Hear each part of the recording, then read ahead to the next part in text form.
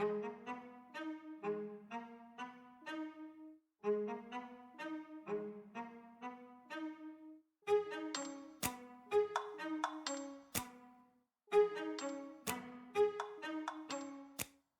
ride with me if you ride with me, you can slide with me if you feel like 550 on the 5 sticky, come get high with me, that's a deal, right? Ride with me if you ride with me, you can slide with me if you feel like 550 on the 5 sticky, come get high with me, that's a deal, right? That's a deal, right? That's a bet, right? That's a bet, right? That's a deal, right? That's a deal, right? That's a bet, right? That's a deal, right? That's a deal, right? That's a bet, right? That's a deal, right? That's a deal, right? Ayy, coming down like precipitation. I ain't never met a limitation. Hater plotting my elimination. Gotta go to Google for the information. I'm a superstar, so I gotta shine. Top dollar be the bottom line. Bottom feeding niggas out of line. Turn your heart rate to a dotted line. Yeah, my zodiac probably dollar sign. Got the energy to win it, my nigga, I'm feeling great. Got a date with destiny, focusing on my fate. I don't give a fuck what you rapping, you been a fake. I'm everything that they ain't, it can't be, it won't be. Wanna see me fall, I can't go, I won't leave. Coming from the block with plain clothes and police. Straight up to the top with bankrolls and rollies. Ride with me if you ride with me, you can slide with me if you feel like 550 on the 5 sticky, come get high with me, that's a deal, right? Ride with me if you ride with me, you can slide with me if you feel like 550 on the 5 sticky, come get high with me, that's a deal, right? That's a deal, right? That's a bet, right? That's a bet, right? That's a deal, right? That's a deal, right? That's a bet, right? That's a deal, right? That's a deal, right? That's a bet, right? That's a deal, right? That's a deal, right? Ayy, 12 can't really stop shit, so I'm still pushing like a mosh pit. Ice dripping, think I'm hot shit. In a yellow bucket with the mop stick. I've been jugging jams like wholesale. Everything must go sell. Hitting bitches with the old well. Need 100 million on the low scale. On my worst night, I'm the best nigga. Wouldn't mess with you, couldn't cap to him. Homie spotted me like 700, brought 1100 right back to him. If I can't do it, then it ain't real. I just make dollars, I don't make deals. I've been going hard in the paint, still blowing kush clouds till I can't feel like. Ride with me if you ride with me, you can slide with me if you feel like 550 on the 5 sticky, come get high with me, that's a deal, right? Ride with me if you ride with me, you can slide with me if you feel like 550 on the 5 sticky, come get high with me, that's a deal, right? That's a deal, right? That's a bet, right? That's a bet, right? That's a deal, right? That's a deal, right? That's a bet, right? That's a deal, right? That's a deal, right? That's a bet, right? That's a deal, right? That's a deal, right?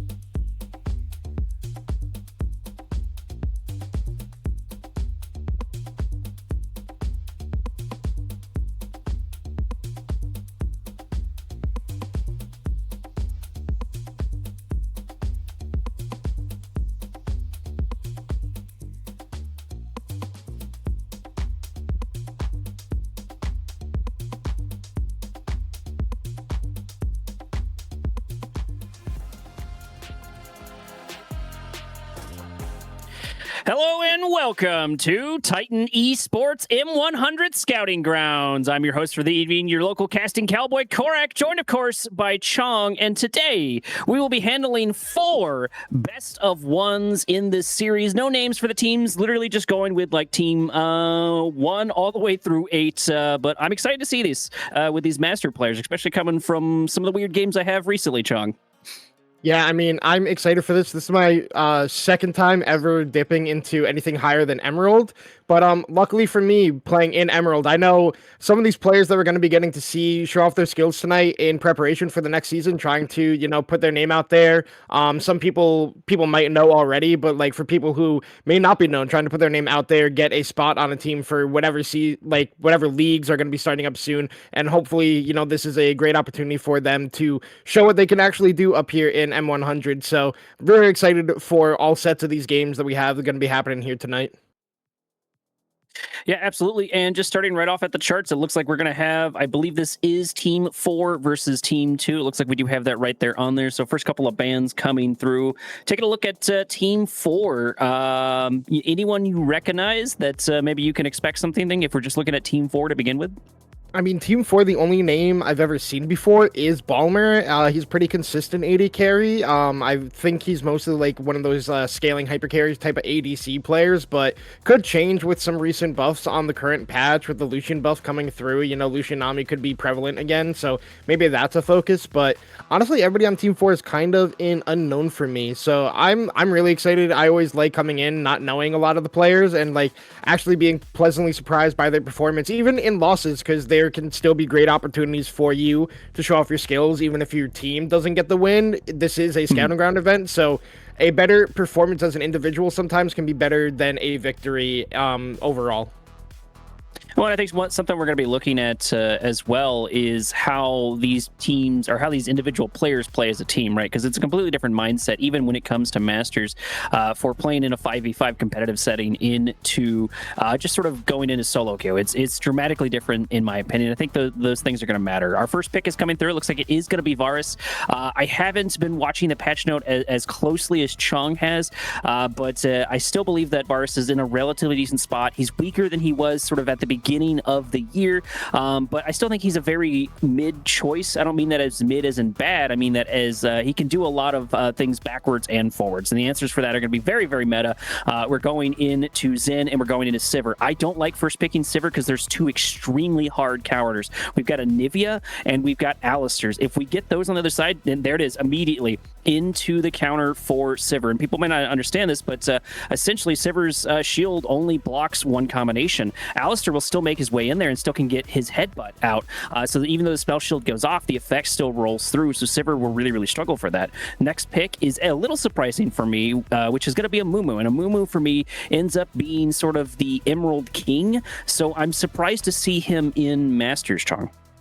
Yeah, I mean, I wanted to touch on the not the Silas pick, the Varus pick a little bit more. If anybody, follows LCK, I remember in the first week, Keen, the top laner for Gen G, actually played it in the top lane and piloted very skillfully. So, like, there is opportunities for this Varus to be going top lane and not just be locked into the bot lane. But like you said, Alistair is a great answer into the Sivir, and Amumu was also a really good answer into the Sivir as well, because you still banish toss, you still get on top of Sivir, Curse of the Sad Mummy comes out. But I like the Silas pickup here for, I assume it's going to be Humor in the mid lane. Humor is a very good Silas player. I played with him in the past, and he already has 3 really good ultimates in this game, with the Amumu, Alistair, and Varus all being locked in early. Those are some very good ultimates for the Silas to be picking up. I know Sivir can be very difficult to pilot because of how low attack range she is compared to all other ADCs in the game. You have to be very good at your spacing, and this game is going to be even harder to do that with the Alistair and Amumu being picked up. So I really like Palace picking up the Tom Kench here to be more of a assistance and getting rid of all that CC that can come out onto his AD carry. Just use that ultimate, pull back the Sivir, and then put her in a better position for her with that shield that comes out well, where she can start to take over team fights. But we're going to see just a classic tank top laner up in the top lane, the Ornn, giving even more ultimates for the Silas to steal, and Hui, another champion being picked up here, recently buffed. It was the passive damage being changed around just a little bit. It's a little bit stronger early and scales better late, so Hui getting some better adjustments to him can be a tough matchup for the Silas with that melee versus ranged. But then a Shen, another way to keep this Sivir safe, and also a very good pairing with the Xin Zhao, because Xin Zhao can dive onto the back line, get Shen ulted, and then those two can run havoc with the Sylas as well. So kind of a split comp here you have with Team 2, where you have 3 champions wanting to go in while Sivir's trying to kite back, while Team 4 just looking to play team fight. You have 3 ways of engage, and then 2 carries of the Hui and the Varus who can play at range and put out a lot of damage. One of the things I'm hoping that T4 decides to play into T1 sitting on red side is the fact that we do have a counter to Sivir, and sort of one of the ways to deal with being countered is just to completely ignore your counter as best you can. Those team fights will be a little bit harder to get in range of Sivir. Amumu might have the best chance specifically to do that, so that is still a very good tool. As you said, the wrap goes in, and then we can immediately pop off Curse the Sad Mummy, so that positioning for Sivir is going to be very, very critical, but we have Tom there for the save. I don't know how I feel about Tom Kench in the bot lane. He's been very off and on throughout the years. Sometimes he's really frustrating to deal with. Sometimes he's an absolute trash can. I haven't seen him very much, especially because we're still sitting in a enchanter meta, despite the fact that Chong was going over some of the patch notes beforehand, despite the fact that people like Sivir have taken some pretty hard nerfs. I think we're still relatively decent in that meta, in that strength to sort of play around with. But I do think that Sivir has a couple of choices to go for. If we're able to get Ornn out in a couple of these fights and sort of kick that off, that's a good person to bounce it off of. Once Amumu sort of like blows his kit, it can be harder for him to deal with Sivir. Sivir going to have that target to pop off, and Amumu is going to be closer to the team. Varus has to be a little bit closer to the team when it comes to at least some of his abilities. Sure, we have that long range charge up poke that comes through that can give us a bit spacing, but Sivir might be in a decent spot. The biggest thing is going to be trying to get her to that late game. If I'm Sivir, I'm going to be looking to be going back, and if I'm this Tom Kench, I'm going to be looking for ganks on, like, say, Hui. Try to get maybe Sylas an early lead. That would be one of the biggest things that I would try to shoot for almost for this whole team, because Sylas does so well with early gold. Yeah, and some things to look at here. It's going to be that on-hit Varus variant and not the lethality one, with that lethal tempo being there in the inventory, as we're getting a small engage out here. Alistair goes in. Sivir goes down to about half HP. This shouldn't be a kill. Camera dramatically paused for me, but it looks like Sivir got out relatively easily. But that was a very, very nice trade for T4. We didn't lose too much. Alistair is very, very tanky, so we're happy to take those engagements. We're happy to have that back and forward. And Alistair can sort of just keep doing that. So Sivir really, really needs to watch their spacing. Granted, once we hit level 3, it should be easier to clear the wave and so on and so forth from there. So we can play just a little bit back. But so once again, even positioning in bot lane right now is really going to matter for Sivir, so she needs to be super, super careful, and we're already down a set of pots. Yeah, and I mean, another interesting thing is that this Tom Kench has gone for the Phase Rush as their keystone of choice. Not something I typically see on this champion, so going to see how that works out. And another thing I wanted to point out, as somebody who's already, I'll hold my thought here, another engage in the bot lane. Ooh, massive poke coming in as well as an ignite there. We're going to cleanse it immediately and turn the damage around. This is one of the things that Sivir has in their toolkit. However, it looks like Proton players looking for the wrap. First one, unfortunately, is going to miss and getting a tongue right there at the end. So we do manage to keep ourselves alive, but that was really precarious. There was no reason for him not to fish, so I don't blame him. Zen into Proton, so Proton and Zen sort of duking it out right now. Zen should have the upper hand for this. Zen is very, very powerful, but it looks like the coordination here for blue side is coming in much, much quicker. Zen just gets taken down, that first blood coming through, going to Hui, and for some reason Sivir's deciding to go in and take this fight. There's a spell shield already down, we're down mana, we're going to double flash to take down the Varus. Rat's going in on the other end, going to take them down, so Sivir going to get taken out, but that's not the worst thing, because Sivir essentially had a long-winded one-for-one trade, and every time you can do something to accelerate Sivir, it's definitely going to help, and that 300 gold is going to help us get to those items, get to that hyper carry status that Sivir is still able to get to.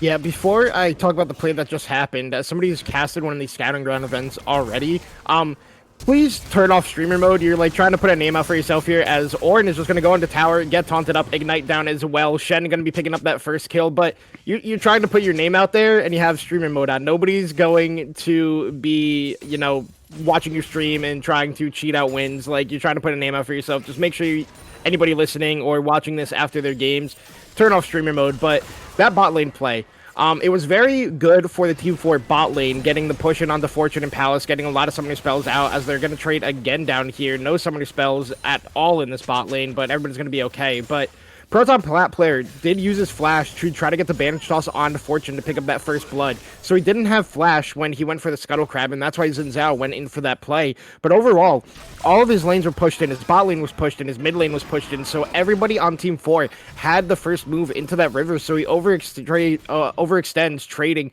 with Proton Plat player and gets punished for it. Yes, his Sivir does get a kill, but you burn flash to pick that one up, while Hui gets a kill and gets double buffs. Yes, you are now even with the Varus, but it puts Hui in a much better spot in a already hypothetically winning matchup in the mid lane because it is that range into melee, and he got double buffs for it, so he just gets another free push. Didn't even have to TP back to this wave before because he already had the push in before that Scuttle Crab fight breaks out. So overall, I do think it is an overall better play for Team 4. Luckily, the gold lead isn't that drastic, only because of the misplay by the top lane for Team 4. He went in for the try to get the kill onto the Shen, but obviously Shen gets the auto attack dodge field, doesn't get hit by that brittle. Ornn goes under turret, gets taunted, falls down. So very well played by the Shen, and that's something a lot of people don't expect about the early level Shen when they take Ignite. They have so much upfront burst damage in the first couple of levels.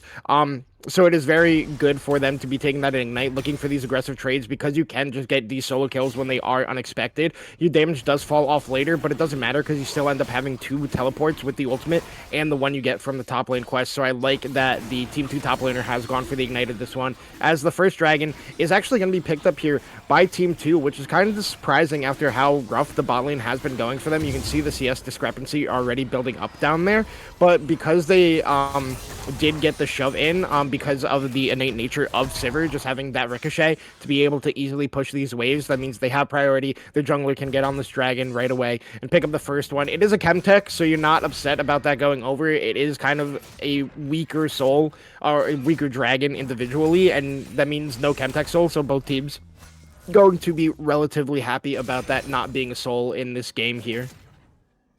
Yeah, at the very least, I think it's going to be a investment into getting our hands on that soul point overall, and I think it's going to be the same thing with Sivir. Sivir is very much so an investment. However, things might look a little bit dicey here as Call of Fort's going to come in. Nice flash there from Shen, because that would have given us enough spacing for Proton to get in there and pop the Curse of the Sad Mummy, as well as a couple of wraps. That could have been a great tie for Shen to go in there. But one thing I did want to note, and we kind of saw it right there, is the nice thing that T4 really has going for him, because I think T2 sort of got investment into the later game if they can make it that far, but T1 or T4 is very much so looking at we've got this mobile gold, right? And I want to see them use that. So far, Proton has been very happy to look for those ganks and look for those opportunities, but I do want to see the Hui follow that up as well. Hui has a lot of really strong area-denying burst damage, and I've seen Hui pick up triple kill after triple kill, just rotating down for the first dragon. So I'm a little surprised we didn't get to see that, but I guess Proton wasn't in the position, and giving up first strike is really not the worst thing for them to do. But I would like to see T4 really capitalize on that mobility, the fact that the gold is on their jungler, the fact that the gold is on Hui, 2 people who are happy sort of to rotate. But the biggest thing, I guess, on Hui to watch out for is that, we can have Silas coming up behind us, and Silas is absolutely a beast. Alistar going back in, changing the corruption going down, but unfortunately it's not going to do a whole bunch for us as we flash over the wall, pick up the stun, and there's going to be a kill on this Varus, looking a little bit better, tying up the advantage there for them as Zen takes on the Hui, who stepped a little bit too far on the other side. Looks like a Mumu here for the dangers. The Crescent Guard keeps a Mumu at bay. Now we're going to fight over the scuttle, or over the neutral objective is going to get completely pushed out. It's a little surprised with that. I think that positioning for Hui really messed up that fight. Running into Zen right before that neutral objective is a little upsetting, but I think that's more on Zen's end rather than it is necessarily Hui. We're going to have a really nice flash here as we're trying to chase down Sivir. Tom Kench here for the save, trying to block a couple of shots, trying to take down this Varus. There's going to be a spell shield for Shiver as we try to just dig deep a little bit here, but we're going to take so many shots on our way back, going down about half HP before we even really get back in the lane. Yeah, and we can see humans rotate as well. The knockup not coming through the palace. Yeah, there it is, but it looks like we got a good Alistar here, finding plenty of knockups as Silas goes in looking for the damage. Barrier going to activate there, trying to keep Varus alive. Varus kiting out, but it looks like we have the Kinch trying to lock him down. Zen going in, Proton player trying to find the damage and dig just a little bit deeper, but it looks like his team is just going to get picked off one by one, sort of leaving him to pick up the pieces, fight Zen once again, and another kill rolls over to T2. They took 3 almost for free. Yeah, and I mean, that was just very well played by Fortune and Palace. Both of them kind of just baiting Balmer and Misclick into a bad position there, trying to get the kill in between the two turrets in the bot lane. And Humor had the rotation, and so did Xin Zhao after taking down that neutral objective in the top side. They just come right down the river and then are able to pick off the enemy bot lane. Proton Plat player got in there and actually almost was able to pick up that kill onto Humor, but him still having the flash means he escapes with, I believe it was like 10 HP. So very well played by both teams, just slightly better execution out of Team 2 to be able to pick up the 3 kills there. And I wanted to talk about that Scuttle Fright. I'll hold the thought here, Shed in Trouble. Call Forge God coming in. It looks like we're going to time very greatly here with the Rat. This should be a kill here on Shin. We've got a lot of damage between Proton and Ornn, and we really just take him down really, really quickly. I am happy that went over to the Mumu, and that provides a little bit of pressure relief for this Ornn, and just a tiny bit of gold in the assistant department, and bringing our score up to 4-5. We're setting about 10 minutes on the clock. Should have another Drake out and coming here in about 40 seconds out, ready to go. And one of the biggest things I think we got looking for us is the fact that we have Sivir still continuing to pick up more and more of this gold. I'm going to make a prediction. Let's see if I caster curse it, but I feel like this Sivir is going to be pretty instrumental to this game and to the outcome. But Proton player is putting in a lot of work. Yeah, and it was just a really good gank timer up in the top lane. Shen still did not have flash, so they're just able to combo it down. And then Hui also rotates over, does get that long-range damage to get an assist on that play as well. But it's a relatively close game in the first couple of minutes here. It's just an ever so slightly gold lead for team number 4 right now, but it's just been bouncing back and forth as a gold lead overall, just based on the way the game has been being played. It's the neutral objective advantage for team number 2 that is really keeping them close in this one, because there is a large discrepancy in CS in the bot lane, and one starting to be built up in the mid lane here with the Hui over the Silas. But I mean, Humor in the early game was playing a good hold on, caught out here. Ooh, a Mumu coming in. Looks like we're going to do the Curse of the Sad Mummy into Chains of Corruption, and we're just not able to get away. This is one of the really great powers here for Team 4, is we can sort of just point at someone and say we want that person to die. And with the fact that we've got Hui for the damage, for the burst damage, we've got a Mumu to lock him down and have that front line. And then we've got Varus to come in for a lot of different damage, plus a layered, ultimate of their own. Looking for a TP, as it looks like we've got over here. Look, we are going to take it down. Proton player going to go in. It's mostly going to be the tanks here in the front way. Looking for those opportunities. This could be very dangerous here for T2, but it looks like it's not going to matter. Drake going down in the background. Amumu going to get taken down. Double kill there for the Silas. Looking for even more. So much damage here on this Sivir, on this Shen. The coordination looking really great for T2. We have so many great opportunities for T4, but this coordination is absolutely on point. Our focus in these team fights has been fantastic. Yeah, I mean, Humor and Chen kind of just smurfed that fight completely. Humor TP's in. His bot lane is willing to contest this dragon, even if they don't pick it up. He gets in there with the TP. Does get stalled a little bit by misclick on the Alistar, but is able to steal the Amumu ultimate, and then Ornn just overstayed for the wave here. Gets caught in the transition. They're smart. They give this to Xin, but it gets picked up here by the Shen. But, I mean, that dragon fight, Humor was able to get the Amumu Curse of the Sad Mummy, and then immediately gets in as the Shen is using that ultimate as well to help him out. They're able to pick up the kill there. Another kill going to be picked up here by Humor. Taking a lot of damage when Palace is there to eat him. They're still going to look for this one.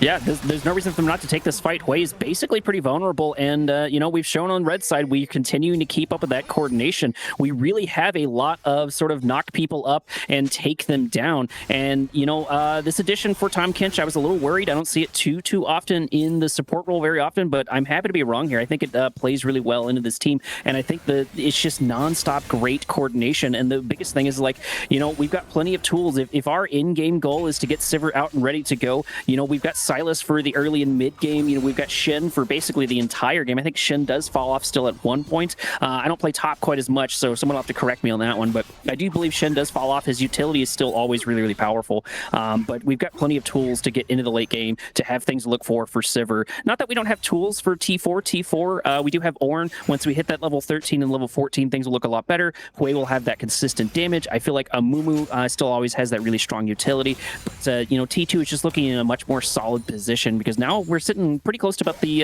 15-minute mark, about a minute away or so, about 5-11 right now, 23k to 26k Chong, and a Drake on each side. Yeah, and I mean, the big thing to look at the difference here for Team 2 is how accelerated their Silas is now at this point in the game.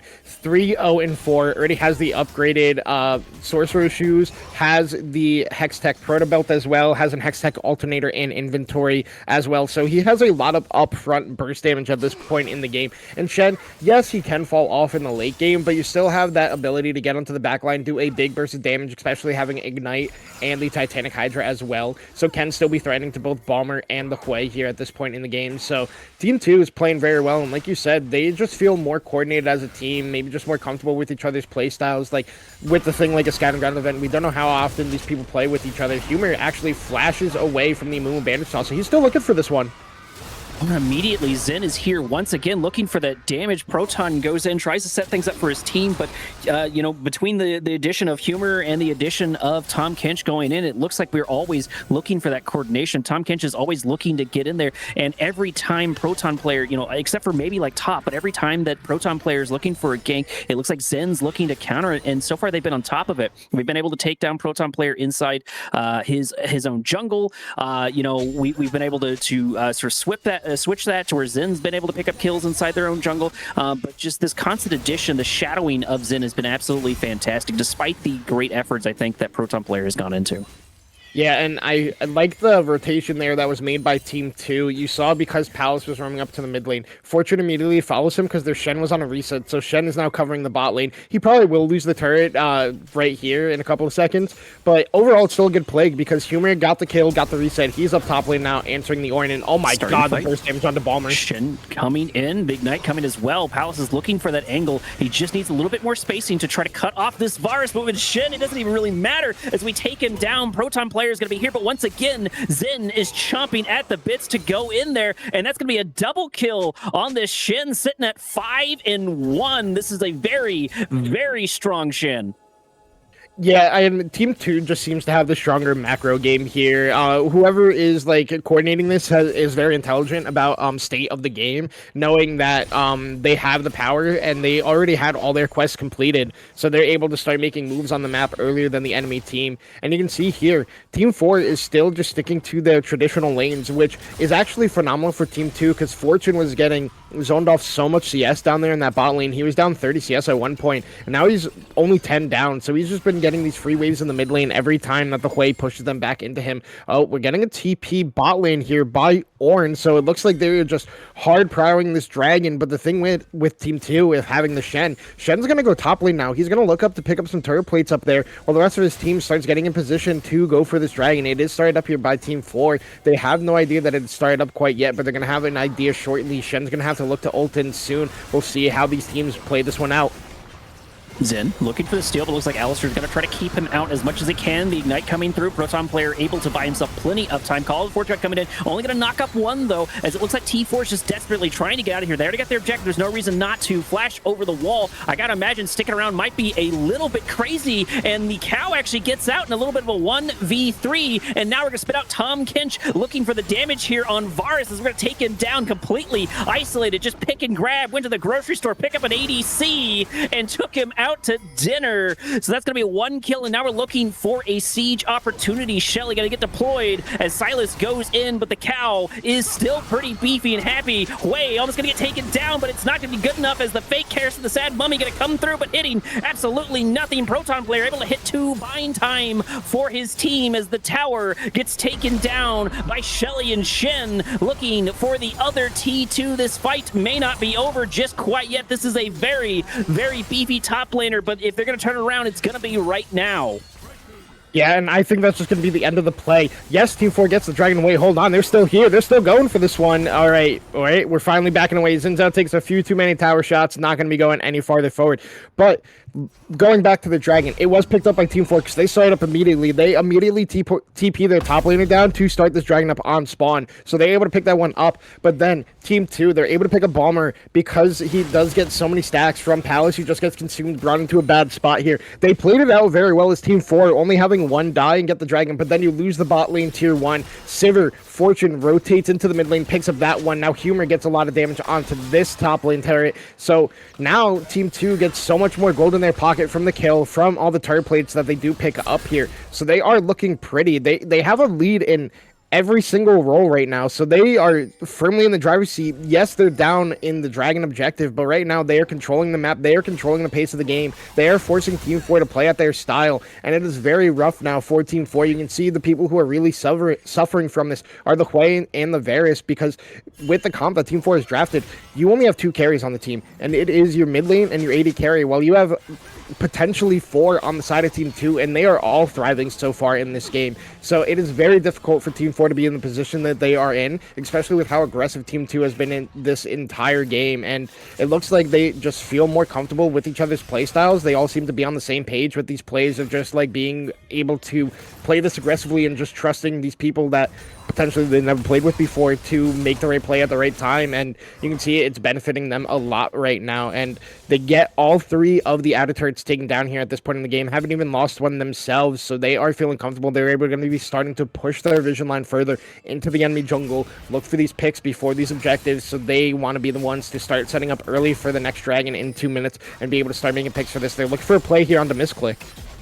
Miss overstepping just a little bit, but it doesn't matter. We're still the cow. We still have the ultimate as Amumu goes in, looking for the damage right there. There's going to be the cleanse immediately, missing the second bandage as Silas goes back in, taking the Alistair ult, looking for this fight. Nice flash by Proton as we get out. Change of Corruption coming down on the Silas, but we have the cow's ultimate. Gar going to get a little caught over here. Zen looking for an angle to go in, but it looks like once again Misclick is here to provide spacing for his team, making these good guy plays, but unfortunately Proton gets isolated and taken down. He was trying to buy time for his team, and his team just didn't have the mana to keep up. And this is something I want to note here with Misclick, is we have consistently provided so much spacing for his entire team, and it's been very, very consistent. This support knows what they're going to be. No, we're going to get an Uber Eats delivery system here for Ornn as he runs into the bush and runs into a bit of trouble. Everybody's going to get at least a little bit of lick in, literally 4. One of them, College Board Guard, going to come in, but it doesn't matter because it looks like it's going to be Silas's instead, and we pick up 2 kill. That's a godlike humor. Misclick could get taken down, but I'm not sure chasing the cow is super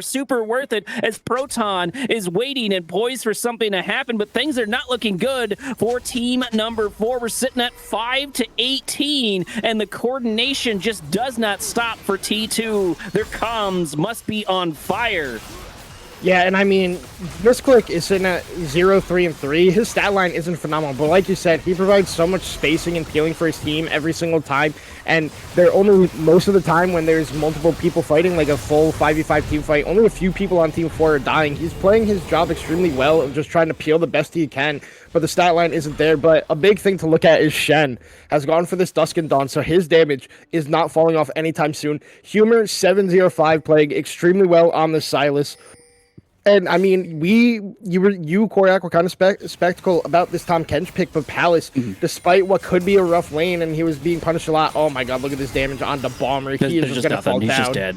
Yeah, there's not that Dusk and Dawn is really powerful. However, it looks like the cow's gonna be here exactly where it needs to. Got a little bit of life regen, but we stepped just a little bit too closely there. I think maybe waiting for Proton player might have been a good idea, as the Mummy goes in, looking for the damage, looking for the knockback, just trying to keep Shin in this fight, but we just don't have the damage, even with Amumu, as Tom Kench is able to keep Shin alive just a little bit longer, looking for the damage for Hwei on the other side, able to pick up 1 kill. Cow gonna go back in. We are still continuing, but look at the sandwich coming in, as Zen looks for the way, leaving Ornn by himself, only 1 to hold down the forts, and we should get out of there, but that's going to be a double kill for Fortune, who's going to get taken down for their trouble, as Humor is just chopping down the T3 in bot lane. Yeah, you might finally be able to pick up that kill on the Shen, but he doesn't go quietly in the night. They pick up multiple kills here. Humor with the Baron buff is able to pick up the bot lane. Oh wait, he's looking for Bomber here. Yeah, we absolutely are. He'll take the Chains Corruption, but the burst coming through, and I don't know if you saw it, Chong, but that was a free 1,000 gold for this Varus, but the question is, can they do something with it? Because we're sitting at 49k to about 40k, so just about a 9k difference between the two teams, and, you know, we got something, but that's still going to be a steep hill to climb. Look at the towers as well. We're down so many towers on T4, but we're still moving forward. We're still trying to make something happen, and I don't blame them. Let's get control over this banana bush. Let's try to maybe look for a fight. Let's get some of this damage in. Hopefully Varus was able to get a reset. Hopefully we don't get picked off like Misclick might get here. Now they used the Tom Kench ult onto Misclick. Buying a little more time as it looks like Alistair going about half HP and just going to get taken down. That repositioning that Tom Kenshin provides is very, very hard to deal with. You know, this is a pretty beefy Alistair to sort of deal with, and the fact that we're just like, nah, we're going to put you underneath tower and then cycle you down, this just frees up the Drake entirely for T2, and that's kind of one of the only advantages that T4 has been getting these Drakes, and now they're tied up.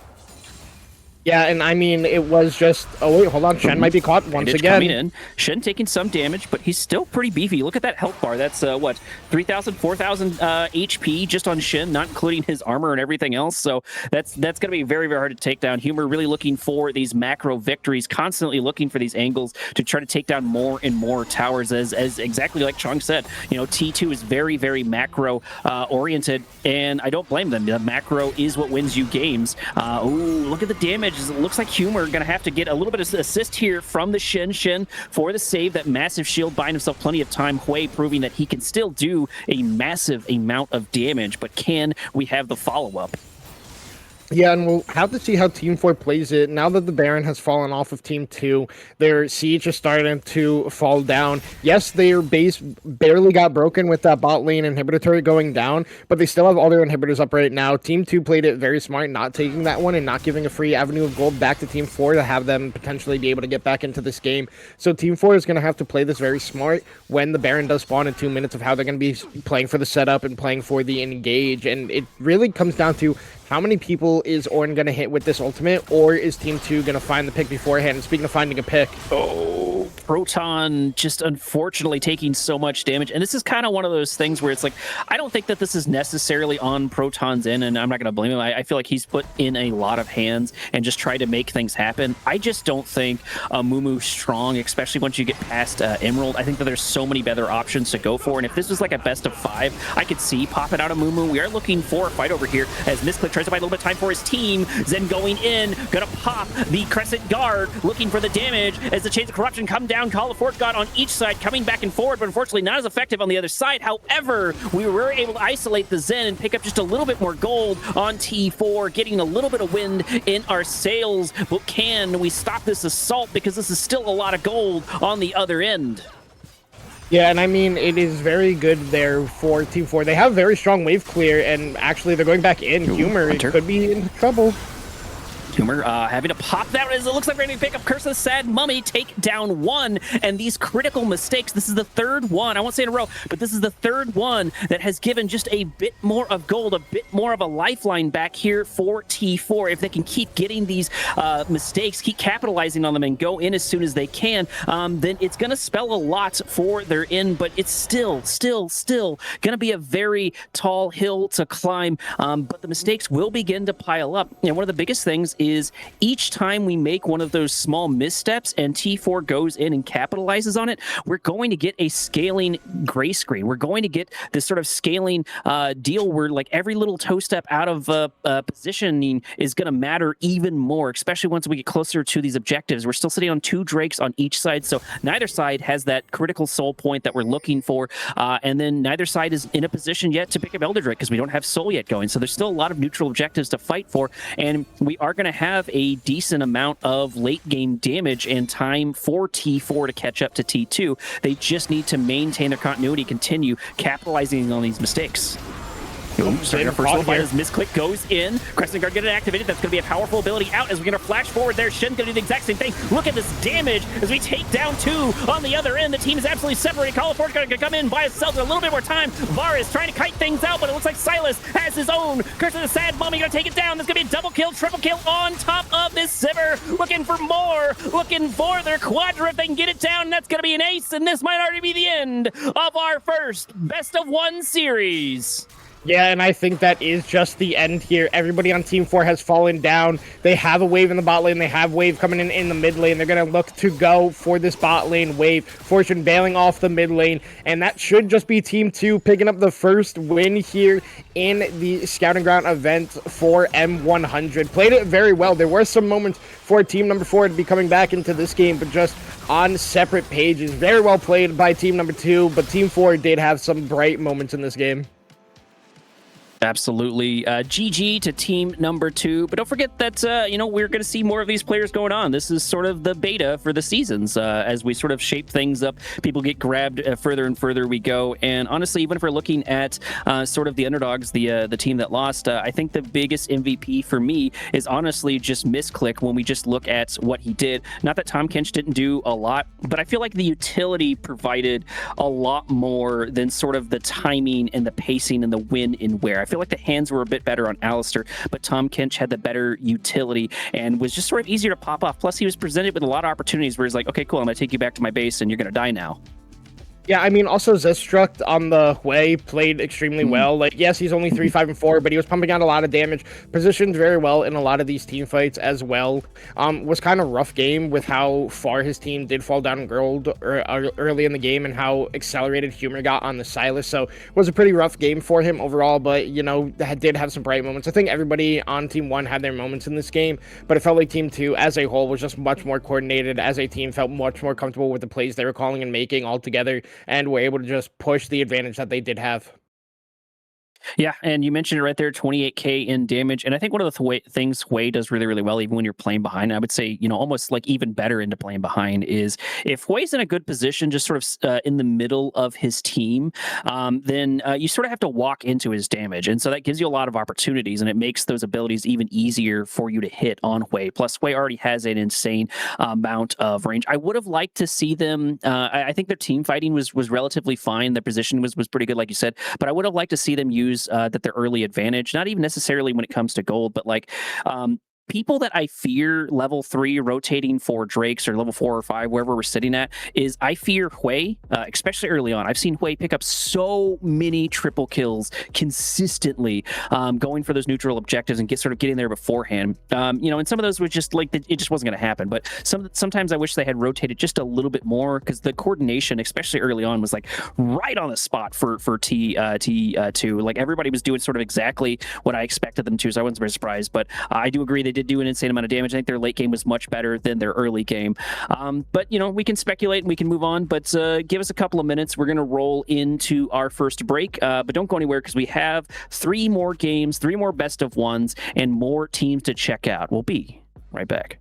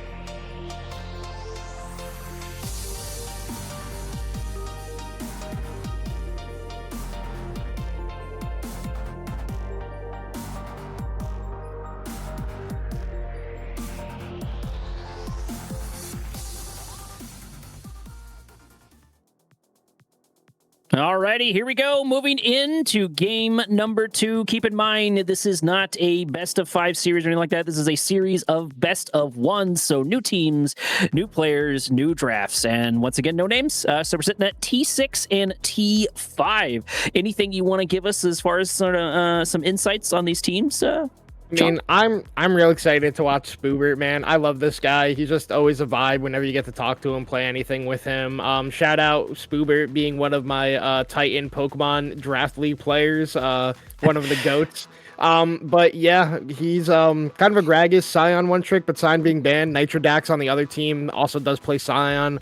Can be much more of a coin flip top laner in comparison to Spoobert, but the only other player I know in this game is Oprah Winfrey, and the last time I ever saw Oprah Winfrey play was over in Blue Otter League in their Premier League as a top laner, so I don't know what to expect out of him in the support role. But looking at the bans already, Scion, Anivia, Talia, Jarvan, Azir, and Rek'Sai going to be the bans, so a lot of powerful champions still available for this B1 here, so let's see what Team 6 decides to go with, and it's Twisted Fate.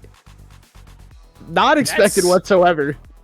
No, I was gonna make a comment on how I feel Talia is on the weaker end and how we see her consistently less, but like I didn't TF at all. The response to that though is gonna be Ari. Ari, very, very common, not unusual to see. I think Ari's a great not necessarily blind pick, but if you're doing a best of 1, I think Ari gives you a lot of different options to play forward and play backwards. And then once again, there's Zen, no surprise there with that one. So Zen, Ari, very combination, the charm into Zen or Zen into the charm, a lot of things that you can sort of play with, and if this is TF, then you know we could be in a really interesting position. Someone who Chong and I were talking about in the background though got picked next. We've got the Thresh, who I'm not a big fan of right now. I think it's really situational where they are good, like very, very situational where they are good, but I just think that he's really, really weak. We do go from that into Lilia, and this is quite a weird team already for T6. We've got TF, we got Thresh, we got Lilia, and everything on T5 so far has been, you know, pretty much meta. Picking up Nautilus right there too, yeah. I mean, I do gotta say I'm slightly upset because the last Scouting Ground event I casted for Titan, we had a different champion in every game except for our last game of the night, so we got to see a lot more variety, but already repeating the Xin Zhao pickup here. I mean, Team 5 going with a much more stock standard draft where it feels like Team 6 is picking champions they're good at and trying to showcase their individual skills on these champions. Like, Thresh is one of the champions we were talking about who can be extremely weak in the current meta, it feels like, but if you are a good Thresh, this champion can be god tier because of how much he actually does provide if you are good at this champion. But if you're bad at this champion, it does not look good. But it all depends on how the performance is. Lilia, I was talking about off air before with Korak that it was recently buffed this patch, getting more of that passive damage onto the neutral monsters, so can clear out a lot more. But we're also going to see Misfortune picked up here. Very good in the draft that Team 5 has already gone with, and with that Thresh already being picked up, that means there will be no Braum to block that ultimate. And then we're going to go into Lucian as well. So it looks like we have the bot lane shaped up. We've got Lucian into Thresh, and that's going to be fighting the MF and the Nautilus. I would put my stock on the MF and the Nautilus, but I have sort of underestimated Threshes in this meta right now, only to be proven wrong. And it looks like Chong is fist bumping the Urgot we've got here. So what's that about? I mean, it's just one of Spoobert's best champions, so I'm excited to see the Spoobert Urgot. He's got like 3 champions. I think he's like top tier in comparison to the rest of the champion pool, and one of them is this Urgot. I've had to play against him before. It is not a fun time. He's very proficient at this champion, so I'm very happy to see him picked up here. But once again, we're in the situation. Team 6. Very, very weird team comp. The way I see them starting fights is you have the Messiah Twisted Fate of old, where you ult into the back line, you get a gold card on somebody, and then you Zonias. That's why it's called the Messiah play. Otherwise, it's hoping you get a 5-man Lilia sleep, or Oprah Winfrey is goated on the Thresh, because otherwise your engage is looking very rough. Well, Team 6, you have Ari Charm, Xin Zhao getting in there, Nautilus engage, Malphite ult. So there's a lot of ways for Team 5 to initiate a team fight. Their team draft just seems more cohesive than Team 6, where I said before, it kind of feels like they're picking champions they're proficient at instead of drafting for a team composition. Well, I think one of the biggest strengths that we have for T5 for red side is I think we've got a lot of versatility to play with. I think MF is perfectly happy to play forward or back. I think MF is a little bit better if you play back into her because that gives you more opportunities for the bullet time, more opportunities for the Q, more opportunities for the E. There's just a lot of things that you can play really well, and I think MF is great for kiting. Of course, having that movement speed helps a lot for sure, and Nautilus is going to be able to provide us a lot of time, but I do think that there are angles to go for here when we're looking at blue side, right? As you said, we've got TF to go in with a gold card, and if we get a gold card off, if we get a sleep off, even if we get a hook off, right, we're able to pull whoever that is in and take them out relatively quickly. We're going to have a lot of burst damage, so if we step just a little bit too far out of line, I think T6 has the tools to go for it, but I think their versatility is just a little bit lacking. Maybe if we can get sort of a snowball effect on this Lilia going forward, that could show a little bit different. I am worried about the mid lane. I am worried about TF into Ari because I haven't seen TF really at all. So I'm excited to see how this goes out, and hopefully it's we get to see a good performance from the TF. Yeah, some things looking already that are interesting to me is that Kimp has gone for. Oh wait, hold on. We're already popping the heal there on MF. MF is down it on their support. We did manage to keep our hands on the barriers. We went down to about half HP. A little surprising because Kip did miss. I felt like a relatively easy hook, but it's easier to say from the casting chair. Another flay coming in as the Ignite unfortunately go on Kip. Not who they want. We are making the good guy plays here on top of the Nautilus, and we're able to get some early damage, early victories. So I think that is going to be one of the best times for Lucian to go in. Lucian has still this insanely hard to deal with burst damage, so nice to see that boil down. Yeah, I mean, Oprah for the win free, actually popping off on the Thresh early game, hit the nice. Oh my gosh, the flashlight into the hook! Insane play. Oprah for the win free, already smurfing on this Thresh, has hit 3 clutch flays, got to the level 2, gets the hook onto Kimp. They're able to pick up that kill, and then immediately a flash flay on to Kabos. Oh wait, hold on, and here is now Shadow getting invaded. Shadow having to take a whole bunch of damage. No real response here for TF, despite the mobility that we have. Already having to blow a flash here on Shadow as we go back in. Almost going to get taken down, but it looks like we might turn things around on the other end as we've got, once again, Oprah for the win free is looking for the flay, looking for the damage. Ari here to capitalize on his. Panda goes in, picking up his 3rd kill, looking for his 4th. This could be a very, very accelerated Lucian as we go over the wall with a bit of flash hook as well. Just 1 or 2 more shots, and that's going to be a double kill. And we're sitting at 4-0 for this Lucian. This is exactly what I was talking about. The angle that you go here for T6 is once we're able to get our claws into you, we just take you down, and right now there's so much gold on Panda. We're gonna start a fight here. It looks like the hook's coming in as well as the flay. Oprah Winfrey buying a whole bunch of times. The shot comes in. Panda picking up his 5th kill, looking for his 6th one. Okay, I was like, there's no way we're gonna get that, but we're sitting at more than a kill per minute all on this Lucian, Chong.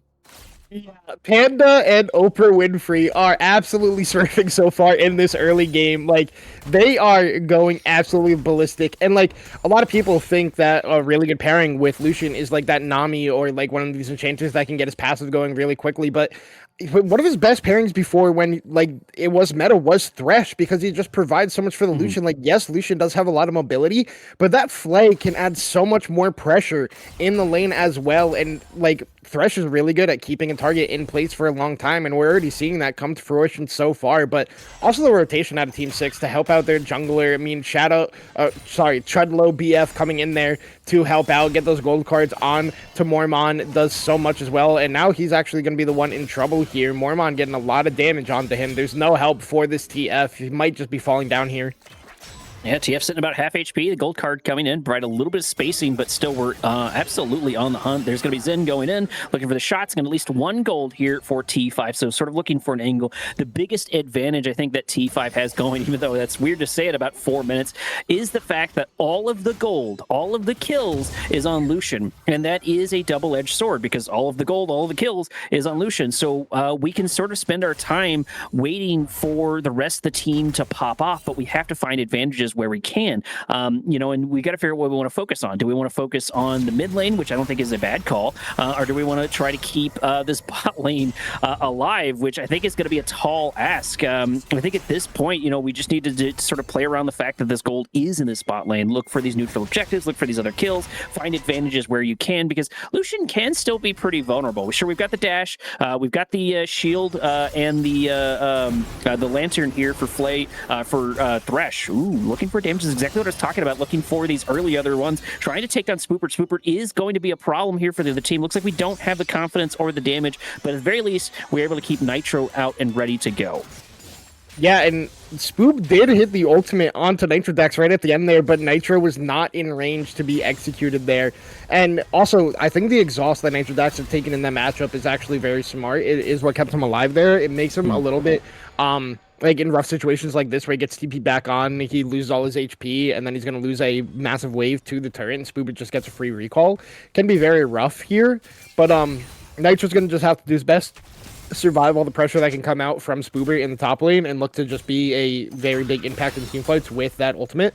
But like you said, Panda is the one with all the gold right now. He's actually alone in this bot lane right now, uses that relentless pursuit to get away from Kim, who was starting to play aggressively, while Oprah Winfrey was on a roam here. But the way Oprah is playing the map so far in this early game has been very impactful with that roam to the red buff to help after the early reset, after they get a lot of kills, and Panda also rotates over to pick up the other ones. But yes, you can say it's a good thing that all the gold is on Lucian for Team 5 because they can make plays out elsewhere, but it's also a bad thing that all the gold is on Lucian because now he's going to be hyper-accelerated. He's going to be able to chunk out people so much more earlier than expected in this game, and that could make it even rougher for Team 5 with the comp they have drafted, because if Nautilus can't tank any of the damage coming out from Lucian, and if Nitrodax isn't there to tank up all the damage that can come out from Lucian, that just means your team is getting eviscerated before any of these fights even do start up. So we're going to have to see how Team 6 does play around their hyper-accelerated bot laner.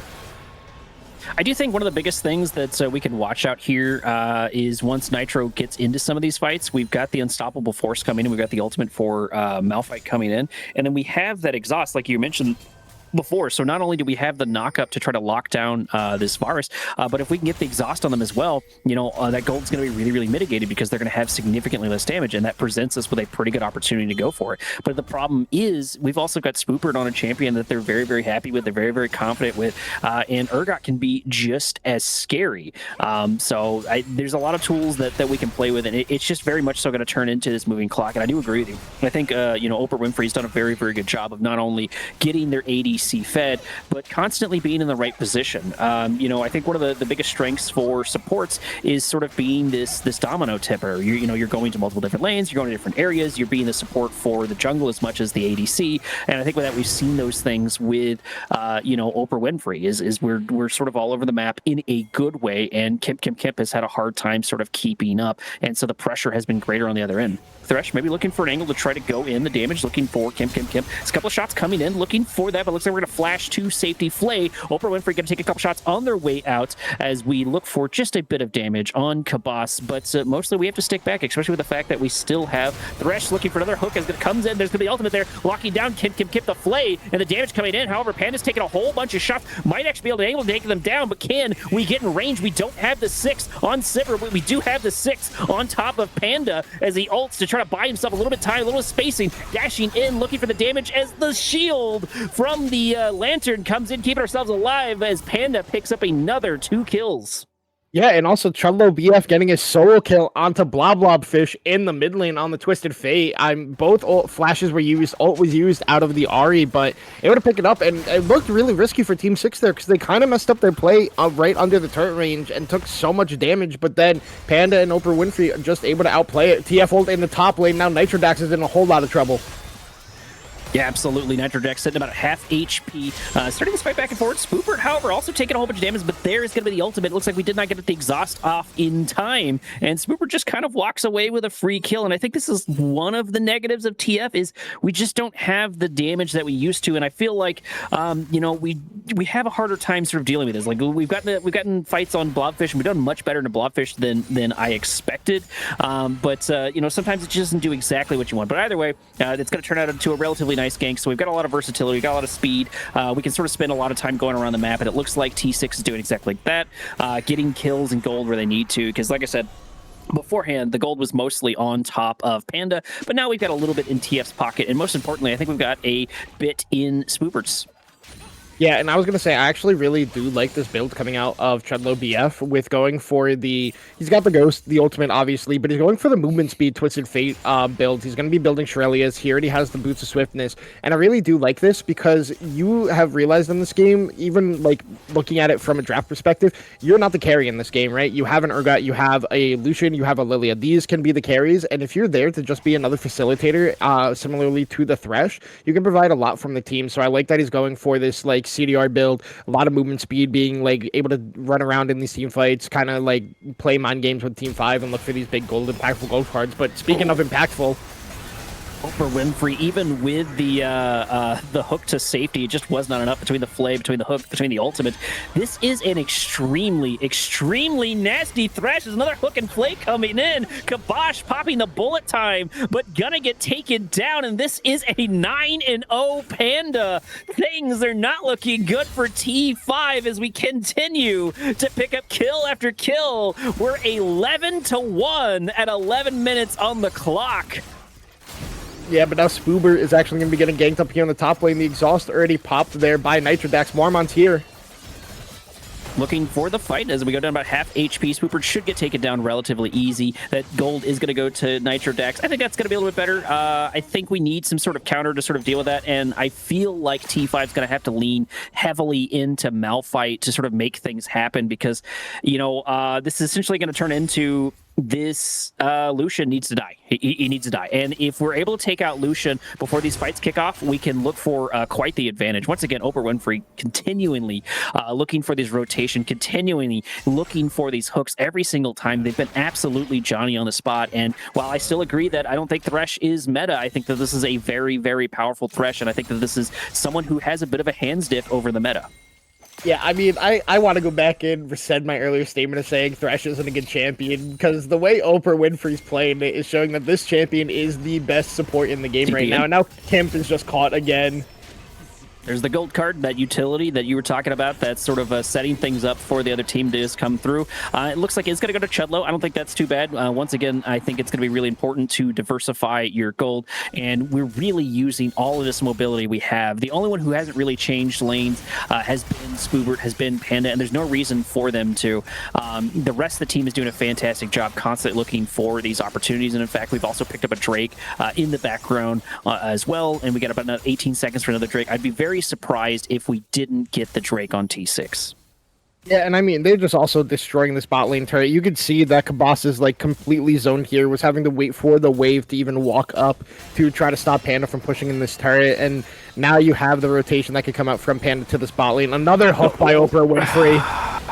These hooks have been almost frame perfect, and Kip just continues to walk up. The bullet time going to come through. It looks like we are just barely able to escape, going to about half HP, but it looks like Zen here finally for some of the damage. TF able to do the exact same thing, but Panda is here for it as well to pick up that blob. Maybe stepping a little bit too close to the sun as the gold card comes in. The flay as well, and that's going to be another kill on Panda's end. We're sitting at 14-2 at almost 14 minutes, and not only are we going to get our hands on this Drake, but we're going to pick up 2 kills for the trip. Yeah, I mean, after this game, I'm signing Oprah Winfrey to a max contract. I'm spending every penny I can for this guy, the way he's playing this Thresh. Absolutely popping off. He's going to cancel both recalls here from the enemy bot lane. They already picked up the bot lane tier 1 turret for the team. And, I mean, this game has just been revolved around where Oprah is on the map, right? Because every time he's anywhere on the map, a big play is going to be happening, and it's going to benefit the entire side of Team 6. And now that's even more terrifying now that their bot lane can go sit in the mid lane. You have Lucian and TF already on 2 items here. We can debate, you know, Twisted Fate on 2 items. He built the support item first. Of course, he's going to be on 2 items already. But Lucian being on Collector, Essence Reaver, and already has Berserker Greaves as well at 14 minutes in the game is disgusting. And now another play in the top lane. Chud is here. Oh, Spoopert going for the flip and gonna take down Zen. Zen desperately trying to make some of these plays happen, but it's not gonna happen. We might be able to find something as TF does go down, facilitating more as actually Malphite's able to get away from that. The ping's coming through, unfortunately. That's a little frustrating to deal with, but so we're gonna pick up kills at least in the mid lane. Panda is sort of sitting there taking down Ari. Ari not having a good time. Nitro having to worry about the damage as they come in. Really unfortunate, but that's gonna be a long-winded 1-for-3 trade in the favor of T6. Another hook coming through. I'm not even sure why we're there. Kabosh as we get taken down, and there's gonna be another kill on the other end. Nitro Dax not allowed to play the game, and most of T5 just not allowed to play this game. This is sort of Spoopert's world. Well, not Spoopert's world. This is sort of a T6's world, and they're kind of living in it. Yeah, and the worst part about the Kabas play is that he literally stood there. He know he was in a bad spot. He know he was gonna die. He doesn't burn anything. He even puts out the fist bump as well as he goes down there. It is just a rough game so far, and it literally started with level 2 being hit by the bot lane of team number 6. The second... Oh, hold on. Ooh, might be a bit of a reverse gank here. Shadow gonna run a bit of trouble. Exhaust coming down, but it looks like it doesn't matter as Nitro gonna get taken down by Spooper. Spooper able to grab one kill on his end. That utility here from Thresh gonna buy a lot of time as Nautilus Ultimate looking for something to happen and might be able to take them down. Yes, Zen able to buy just a bit more time, although I think chasing Shadow might be a bit more of an ask, but that's gonna be a 1-for-1 trade. So nice little bit of counter gank if we don't get caught here by the Oprah Winfrey. Gonna flash forward, pick up the Ignite and the Flay. Panda just looking for that damage as the Lantern comes in and facilitates another kill. What an insane Thresh. Blob, don't walk into it. Okay. What an insane setup here for Thresh consistently. The only negative I see about this Thresh popping off is the fact that if any of these teams are watching it, this Thresh is going to get banned every single game, and if they don't, they just haven't been paying attention. Oh, and now Chudlo BF is just going to fall down here. We'll see if he can get out. He has ultimate. But we've got Qs on Malphite. We just need a little bit more time and flash forward. We're going to pick it up, so that's going to be some gold on Nitro, sitting at 3-2. I thought that matchup was going to go a little bit worse for him, but so far Malphite's doing pretty well. And most importantly, we're sitting at the 16-minute mark, so we can kind of start looking for these angles to get out of lane. And I think that's going to be the biggest deal that we've got here, and the biggest tool that we can sort of play with to try to take down Panda is we need to use that unstoppable force and that exhaust in that combination specifically to lock down Panda. But even when we get Panda, we still have a lot of gold on the other team. We still have this Thresh who's not going to allow you to get close or shouldn't allow you to get you close. And if you do, there's the Lantern in. This is very uphill, and there's about a 10k difference at this 17-minute mark. But there are still hints that we can make something happen, Sean. Yeah, and now it's even more terrifying because, like, we thought 2-item Lucian was scary. Now we have a 3-item Lucian getting up that Navori quick bleeds as well. So he's going to be dashing around the team fights as much as he does want to, as Dragon's going to be spawning in the next minute. Oh, wait, hold on. Oh, no. No, Chudlo just goes in, and Blobfish just has not been allowed to play whatsoever. You know, you can say what you want about stuff happening with MF, but Blobfish is just not allowed to do sort of anything. Panda able to pick up another kill. I feel like diversifying it would have been nice, but that's a minor critique. That's not going to make that big of a difference. You know, Lucian's still going to be scary. The rest of the team's going to be scary. Spooper maybe overextending just a little bit. Zen looking for some sort of angle to go in. It looks like Spooper going to sense a disturbance of the force as the Q comes down. Dash coming forward for more mana as we take him about half HP, so continue to focus on Spooper. Might be a good call. Crestdagger going to activate to buy ourselves time and stopping that dash, and that's going to be a nice little kill as the hook and the flay comes in. Kip in trouble. I don't think Kabas can keep themselves alive. No, indeed. The Nautilus goes down, and we just can't stop it. Yeah, I mean, now Nitro Dax going to be in trouble in the top lane here. I mean, he's going to take a turret shot. He's going to be fine. I don't think there's any world right now where the TF can kill a Malphite, just because of TF doesn't really have enough consistent damage to, like, actually eat through a Malphite. So kind of expected there, just gets the wave. It's going to be the third Drake going over to team number 6 here. They've gotten every neutral objective, except for the Grubs so far, but, like, Grubs are kind of fake in the current meta. So I think Team 6 is happy with letting those go away and then just getting so much gold for themselves. Wait, actually, Chudlo can be in a whole lot of trouble here. this bot lane is sort of turning into an iron trap as Mormon continues to help out Nitro, but it looks like here's going to be Super here in the background. Finally, Blobfish looking for an angle, trying to get a little bit of revenge, but unfortunately going to miss the charm and the Q as well. Kip here. So finally, maybe a little bit of angle. We are going to be able to pick it. Blobfish finally sitting on some gold, and now Spoopert looking for the 1v3, 1v4. Lilia coming in, trying to help as well, and we're just going to be able to provide a little bit of spacing here as Oprah Winfrey is here as well. Going to pop down more as Spoopert is allowed to get a bit more on this damage, to get a bit more on this team. It was finally looking good, but we stayed too long. We allowed Thresh to get in range, and now we're allowing a triple kill on Spoopert as Nitro gets chased down underneath his own tower, just barely able to escape, and the noose just continues to tighten. Yeah, I mean, they got the kill on the Twisted Fate, but they couldn't take down Spoober, and the rest of the reinforcements show up. Shadow hits a 3-man lullaby, gets a huge sleep there, and now Kabas is just caught. Hex Flash from Oprah. Yeah. No, just stop moving. You're not going to make it out of That's there, fair. bud. I'm sorry. Oh, man, This is just a masterclass so far by team number 6. The way Oprah has been playing the map, just getting everybody whatsoever involved in plays. Also, not just Oprah playing the map, but also Chudlow BF. Like, yes, he's 4-4-7, but he's Twisted Fate. He's not expected to be the carry. He's just being a huge facilitator for his team right now, and it's being massively impactful because they're just able to make these aggressive plays on the side lane, and it's being followed up by both their support and their mid laner to be able to like facilitate this hyper aggression the way Team 6 has been playing so far this game.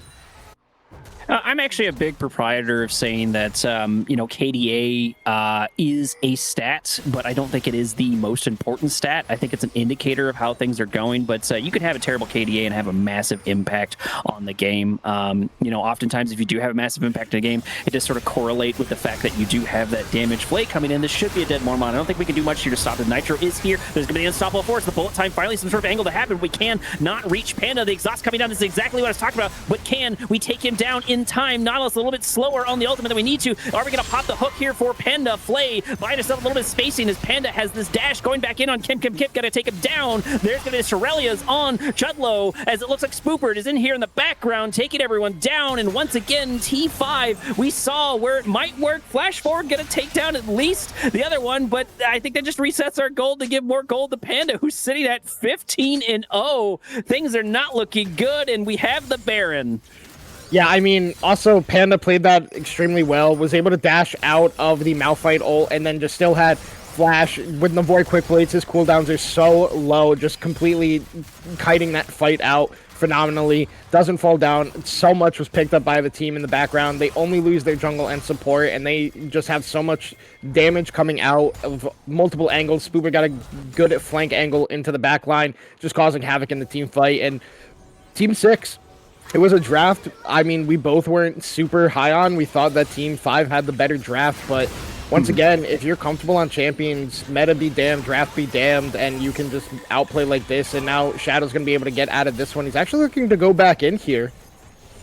That's coming down. It looks like we are going to take it, so my Thresh PTSD does not come in. It seems like people really trust the chance that we got all these Thresh Lanterns, and we've been using them relatively successfully. But, man, looking at the score, we're sitting at 30-9. We are on Drake Point for T6. We're sitting at 53K to 39K. Quite the devastating gold lead, but I am seeing sort of the elements. It looks like Mormon continues to look for these opportunities, like right here. Panda maybe overstepping a little bit on the other end, but once again, another Lantern coming through. Thresh sort of just waiting the whole time. Shirelli's going to get activated as the gold card comes down here on Mormon, able to take them down to about half HP. Bowling Ball comes in and Kemp, aims for it. I'm not sure what the thought process was. We path into that skill shot, so that's not the best. Charm coming down, but this is Spoopert, this is Urgot. We're not able to do too much as the T3 gets targeted and should go down on the other end. TF able to facilitate a good gold card, locking down Kabas. However, Mormon looking for a little bit of exchange, but it does not matter as the Hourglass comes through. Words are difficult, but I just don't think we're going to do this. Gold diff is absolutely insane. It's 16K, and, Baron's just now wearing off. Blobfish is not able to do too much, and we might just be able to end the game right here.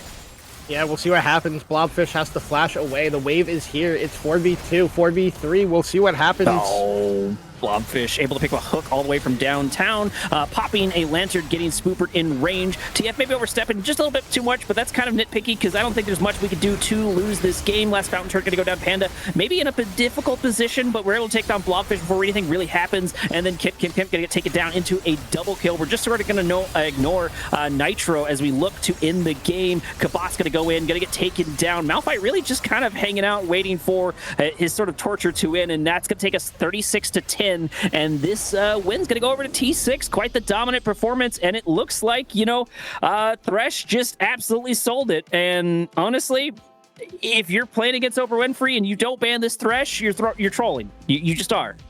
Yeah, I mean, Oprah Winfrey absolutely smurfing in this game, just everywhere, all the time. Like, I feel like every time we panned to him, almost every single hook was hitting, getting insane flay combos into the box as well, and it was followed up extremely well by the rest of the team. I feel like they all played on Oprah Winfrey's shot calling, and the way they played the map just was phenomenal. It felt like once the 4 kills went over to Panda, it was just kind of impossible for Team 5 to play the game. Team 6 just kind of never relented on the pressure, the chokehold they had on the game, and just spelt demise for Team number 5 in this one.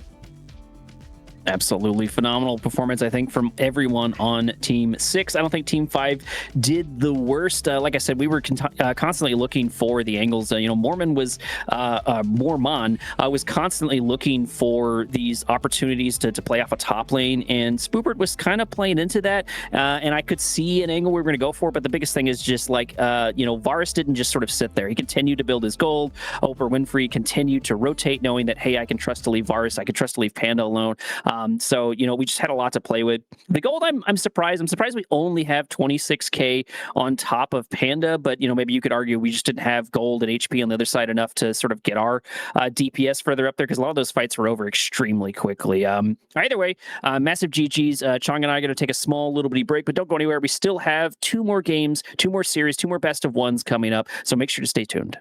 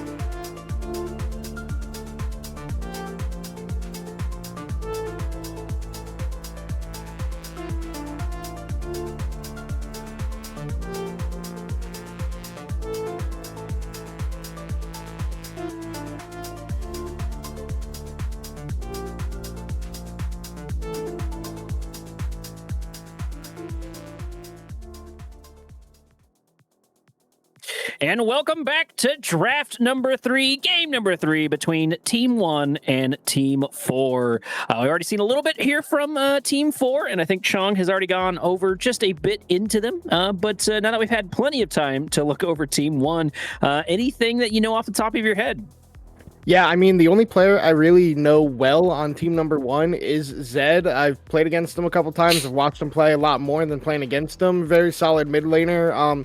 Constant playoff choker. He's known for that, but he's still a very solid mid laner nonetheless. I've seen him get pretty far in all the leagues he's played in, moving up to M100, I believe it was last season. So haven't seen him play in a while, so excited to see him again. But everybody else on Team 1, not too familiar with, so excited to see what happens here in this game number 3 we have of the night.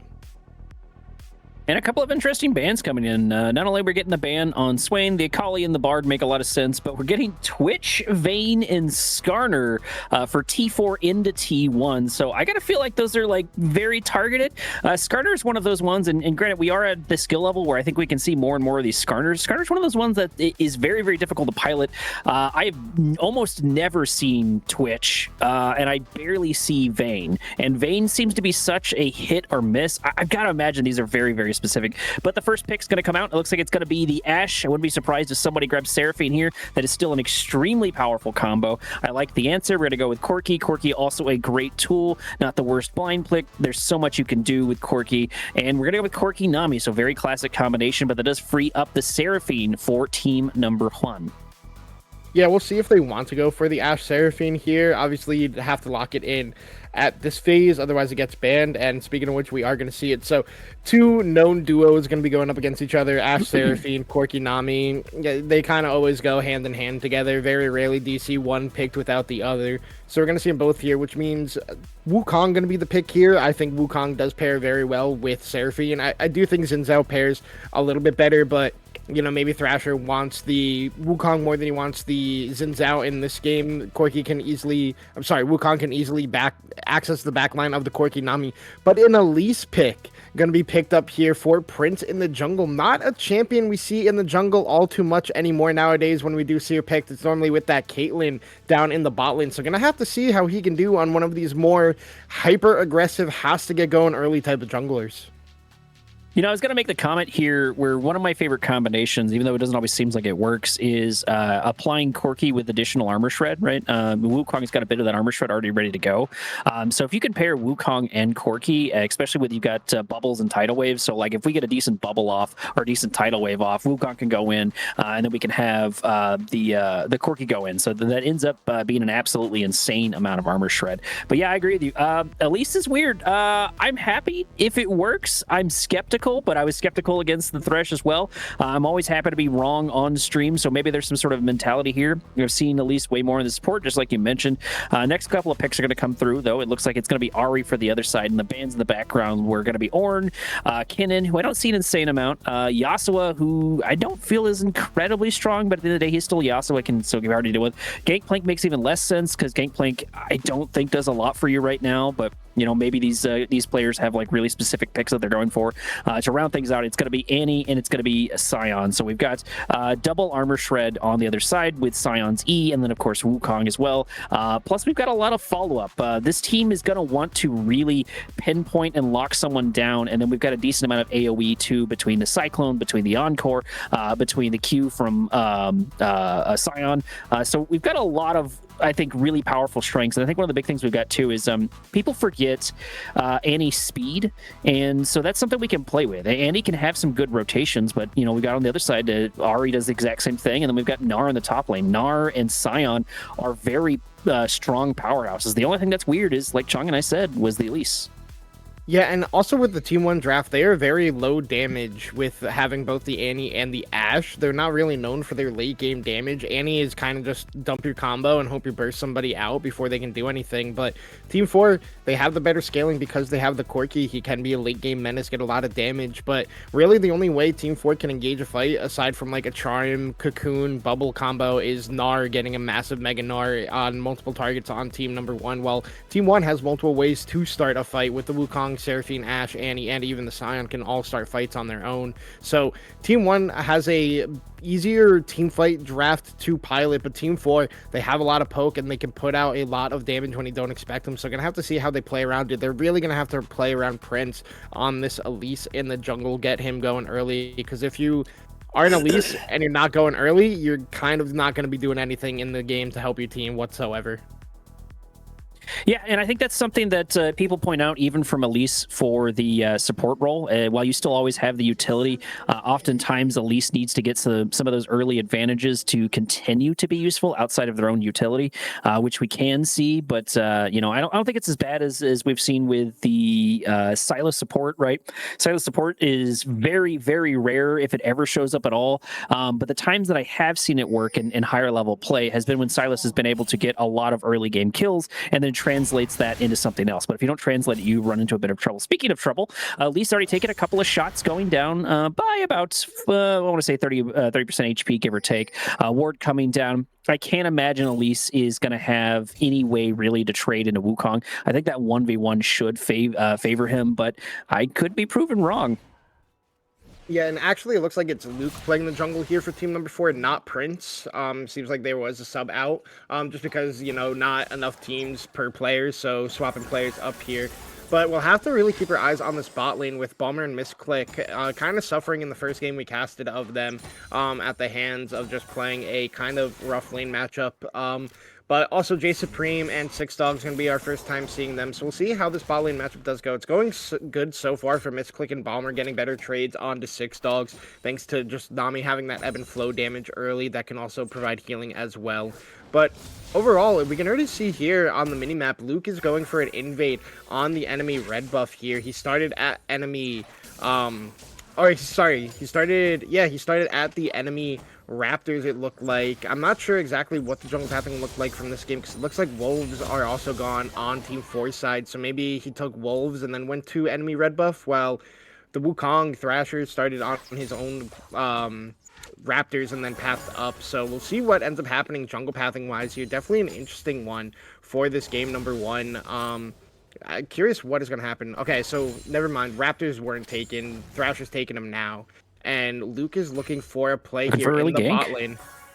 This would be a good opportunity. This combination is very, very powerful. Seraphine going to see it, but it's going to be a little bit too late as the flash comes in. Double flash there to try to lock down Sick Dog. First blood going to Corki. Corki starting off strong. And in my opinion, even as strong as Seraphine Ashe bottom is, I think Corki Nami isn't necessarily a counter for it, because when you're looking at bot lanes, there's often a rock, paper, scissors sort of scenario between all-in, between poke, and between sustain. And one of the biggest things that stops poke, which is what Seraphine and Ashe are, is sustain. And Nami does a lot for that, but that sort of gets thrown out the window when the fight gets tipped in your favor thanks to the Elise. And I think that this provides a lot of benefit to the Elise because we were able to get there, because we were able to get the Q. And that's kind of why we see Elise in the bot lane is they're able to get these really nice sort of grabs to sort of set things up for the rest of the team. So maybe that's the whole goal, is to facilitate a lot of these ganks. And I think getting the golden Corki is going to be really important if we're able to just sort of stay in lane. Yeah, and we saw Thrasher there try to go to steal away some of Luke's camps on the blue side, but ends up not being successful. Luke gonna grab his ground, grab his blue buff, so that means Thrasher should, in theory, get double buffs here, or sorry, double scuttle here, but actually takes a lot of damage from his destruct in the mid lane. Ooh. And now Luke can move over and look for a play on this scuttle crab with his mid laner. We'll see if there's gonna be any answer from Zed in the mid lane, but it looks like they're just gonna be giving over the scuttle crab here in the early game, so it's gonna go 1-for-1. And that's just a win for Luke. He gets a successful gank off, gets all his camps, gets a scuttle crab, steals away a camp from Thrasher as well. So very well played here by side of Team 4 in the early game, Elise. Playing around the Elise. Luke looking for another thing to facilitate. We popped the Q out, but unfortunately it's not going to be good enough as we just kind of waste our time. But a little spider on our way out, blue buff. Not the worst thing, but yeah, this does seem to be the angle here for Luke is facilitating these ganks. And Elise is great at specifically that. And one thing I do want to note is I think T4 is doing a much better job of coordinating. I think that is something they identified in the previous game where it's like, hey, we definitely could have done better on this. So we've sort of seen the teams come together just a bit more. So I would like to see that continue. It's easy to start that off in a first couple of parts in the game, but when things get heated, it can get pretty hard to sort of keep that up. I think this bot lane can still be pretty precarious when we look at it. This combination hasn't lost any of its luster, and most importantly, we got to play this slow. Bomber going in, but he's going to take so much damage. So is Six Dog. Six Dog's going to be able to turn over a Q on the other end. We don't have to heal just quite yet as the bear comes in, and a nice bubble, but the damage just too much between this combination. We do manage to pick up a kill right there at the end, but unfortunately it goes to the Nami. But that does mean both of these ADCs are back on the other side. Nard comes back in immediately into a really well-timed Q here for the Scion.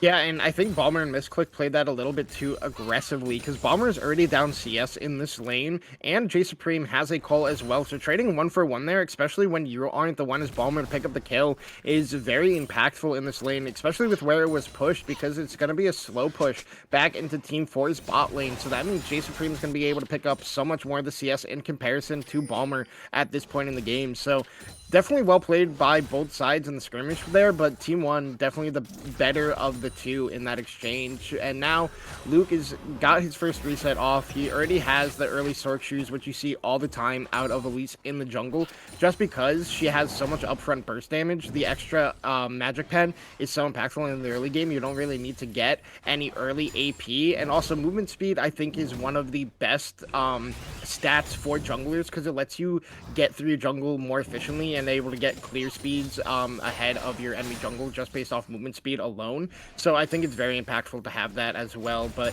we're going to be looking for a play in the mid lane. No team looking at this first dragon. It is a chem tech after all, so not really ideal for either team. It's definitely better on Team 1 than it is on Team 4, but no real need to focus it this early in the game. Well, and that fight really started off to the disadvantage of Corki and Nami. You want to sort of play this a little bit slower, wait for the other side to blow through a good chunk of mana and resources. Ooh, Luke already once again looking for another nice, very solid Q. That damage is pretty good as the flash comes through. Zed almost goes down, but just not able to happen. However, we're able to pick up some plates here on Ahri's Inn as we sort of continue this assault over here. I thought Wukong was going to make his way to Nar, but we started to go for the farm instead. But, for the most part, until Corki gets a real advantage in the bot lane against this Ashe Seraphine, it is going to be very, very uphill, because Ashe Seraphine is very happy to sort of let you play into them. And then, the same thing there too is when we've got the Ashe passive, it can be very, very hard for even Corki Nami to sort of get through that. So they have to play this in a specific way in order to utilize what advantage they do have in the bot lane. Yeah, and this is just going to be first dragon picked up here by the side of Team 4. They got the early shove in the bot lane, so their bot lane's able to rotate first. And then after the good play in the mid lane, Luke getting the flash out of Zed with the help of Zed Struct as well. They're going to have to force the recall out of enemy mid lane, and then they're able to just do what they want. We can see here, once again, Luke is looking for an invade on enemy camps, but at the same time, Thrasher is going to take away Luke's Raptors, so he's not going to lose too much for this one, but definitely it feels like the team of Team 4 is playing around their jungle a whole lot better here, and you kind of have to when they are on a very, very aggressive jungler as the Elise is. But now Wukong looking in the mid lane. Absolutely, trying to look down and lock down the Ahri. The flash is going to be really solid charm hitting the clone, but that's going to be something important to watch out for. Not only do we no longer have the ultimate on top of Ahri, but we are down that flash. That's just a critical tool, and not just them. Annie, Zed is down a flash on their end as well, so both mid laners are pretty vulnerable. I'd be very surprised if we don't try to make some sort of play off of this. We are here in the background trying to get our hands on a couple of these Void Grubbies, but just as Chong said in the previous game, those Void Grubbies are pretty muted. Tidal Wave coming in, nice to chop down. It looks like his Six Dogs takes a good encore, but it looks like it's just gonna be not enough because we've already lost J Supreme. The flash coming through, Bubble almost getting really solid, and we're just gonna go for the chase there. Trying to look for the angle here on Luke. I don't think it's the worst thing if we get taken down. Spider to safety, just barely keeping ourselves alive, and unfortunately, Misclick picking up all of those kills. So even though we're 1 to 4, there's 3 of them on Nami. I mean, yeah, but it was still beautifully executed by the side of Team 4. Oh, for sure. Power aggro until the last absolute second. And yes, you could say it's a bad thing that your 3 kills are on Nami, but Nami's gonna get to that Imperial Mandate so much more quickly. Now we can see it already here at 9 minutes picked up. That just means Balmer has so much more burst damage without being on fully completed items because of the Imperial Mandate coming through. So, like, you could complain about it being a Nami, but I think it's not the worst support in the world to have 3 kills on in the early game because of how much you can provide assistance to the rest of the team with that one singular item. But overall here, I think Luke is having a very good performance so far on the Elise. He's kind of not, like, yes, he's down in CS, but his ganks have been so successful so far, getting something out of every lane he's ganked, whether it's a flash or picking up a kill in multiple lanes as well. So Team 4, like we said, didn't look super coordinated the first time we got to see them play, but looking a lot more coordinated this time around. But Team 1, they still have a team comp with avenues to come back into this game despite the early goal deficit they do find themselves in. Luke maybe running into some trouble, getting close to about half HP, but Bomber is here for the rescue. It looks like we were trying to get ready for a gank early on, but I believe we were sitting on the ward the whole time. Bomber sort of 1v2ing, looking for this damage on both of them, getting really, really close to each, and this is going to be really, really nice if we don't get taken down by Wukong and the Anti coming in. Tidal Wave there on 1 as the Cyclone comes in. Bomber on the other side of the wall, keeping himself alive. Same can't be said for Zed as Misclick on the run as Tibbers chases them out, and that could have been way more spicy, but it looks like only the jungler went down, and I think that's probably the best of a bad situation, Chong.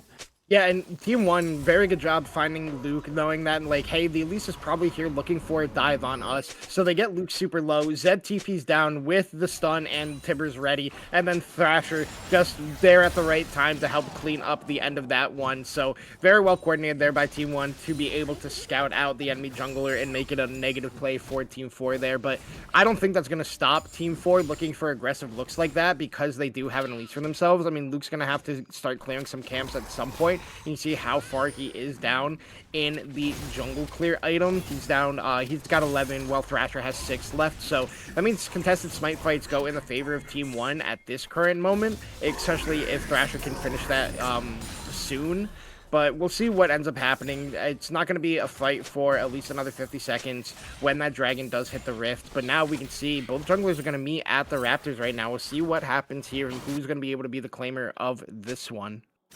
And it looks like it's just going to be... Ooh, Gnar looking for some sort of angle here on Ignis. Oh, geez. Okay, that did not go how I expected. I think we maybe stepped a little bit too close to the tower to get taken down there. I thought Gnar had a good opportunity. I thought Cthulhu had a good opportunity to lock down the Scion, but the problem with Scion is we're a Scion. We're going to continue building ourselves and continue getting beefier, but to cycle back down to the bottom real quick, one of the things I want to notice is Bomber spent a lot of time sort of 1v2ing and then 1v3ing, and not only did we get out of that, you know, we did that 1v2 into this really insane combo, and we were coming out on top of it. And really the biggest thing we had to watch out for was that Annie coming in, that Cyclone coming in. Speaking of coming in, as the Elise goes on 4, that one is the Encore able to hit 1, but it looks like it's not going to hit the jungle, and they're in. 6 dogs just getting a little bit too close to that armor shred. Zed going in. Annie looking for that damage. The stun coming in on Bomber. Bomber trying to lock down Supreme, but it looks like we've got Scion here trying to fight as the barrier comes through. Ash and the Scion making quite the combo as Misclick is just barely able to get out of this shenanigans, bubble into bubble. But still, once again, we have these big fights that sort of culminate around bottom and only one goes down. So I think we're making the best of sort of spicy situations for T4. Yeah, and now that means Team 1 is going to be able to pick up this dragon because of how low both Luke and Misclick were. They're not going to be able to contest on this dragon. And with Ignis, Ignorus TPing down bottom lane. Oh, wait, hold on. Ari going in, able to get a good kill here as it looks like Wukong's able to pick on the other side. We do have a nice Cyclone, but Elise is able to buy just a bit of time trying to go to the other end. Seraphine here for a little bit of extra damage, but we continue to get picked apart. Blue side stayed way too long. We got our hands on the Drake, but I'm not sure it's worth 4 kills and losing your top lane. That's a little devastating. I feel like all that work that we were building up to just turned into a massive advantage for T4. Yeah, I mean, they played that late dragon very well. They let it fall down, and then they just get them caught with their pants down. Destruct and Luke played that beautifully. A lot of damage coming out from the Ahri on the Malignants in this game. And then Luke, just playing with the HP bar, gets into the spider form, repels up, stalls out the entirety of the Cyclone before getting into a safe spot for themselves, and then able to pick up the kill right there at the end. I mean, yes, you do lose the dragon, but picking up those kills, and the whole time, your top laner, Gnar Cathal, just picks up a full turret for himself. So not going to be the worst situation to find themselves in, because now that opens up the map where they can start moving their pieces around to wherever they feel like for these next neutral objectives that are spawning. The Rift Herald is going to be on the Rift in 30 seconds, so we'll see how both teams want to play around that one. But I feel like so far, Team 4 has some pretty strong momentum for themselves, and a lot of damage going to be going into the Scion. He does have ultimate, but Cathal not going to be chasing it any further. Absolutely no reason to try to catch down that Scion. It's going to be too hard, I think. I don't think it's going to be worth the effort whatsoever. Gnar would have probably pop Mega Gnar and a couple other things to get in range, but we didn't have Flash. We didn't have anything really to play off of that. So we started back off, and it looks like Scion doing a bit of rotation here with Thrasher.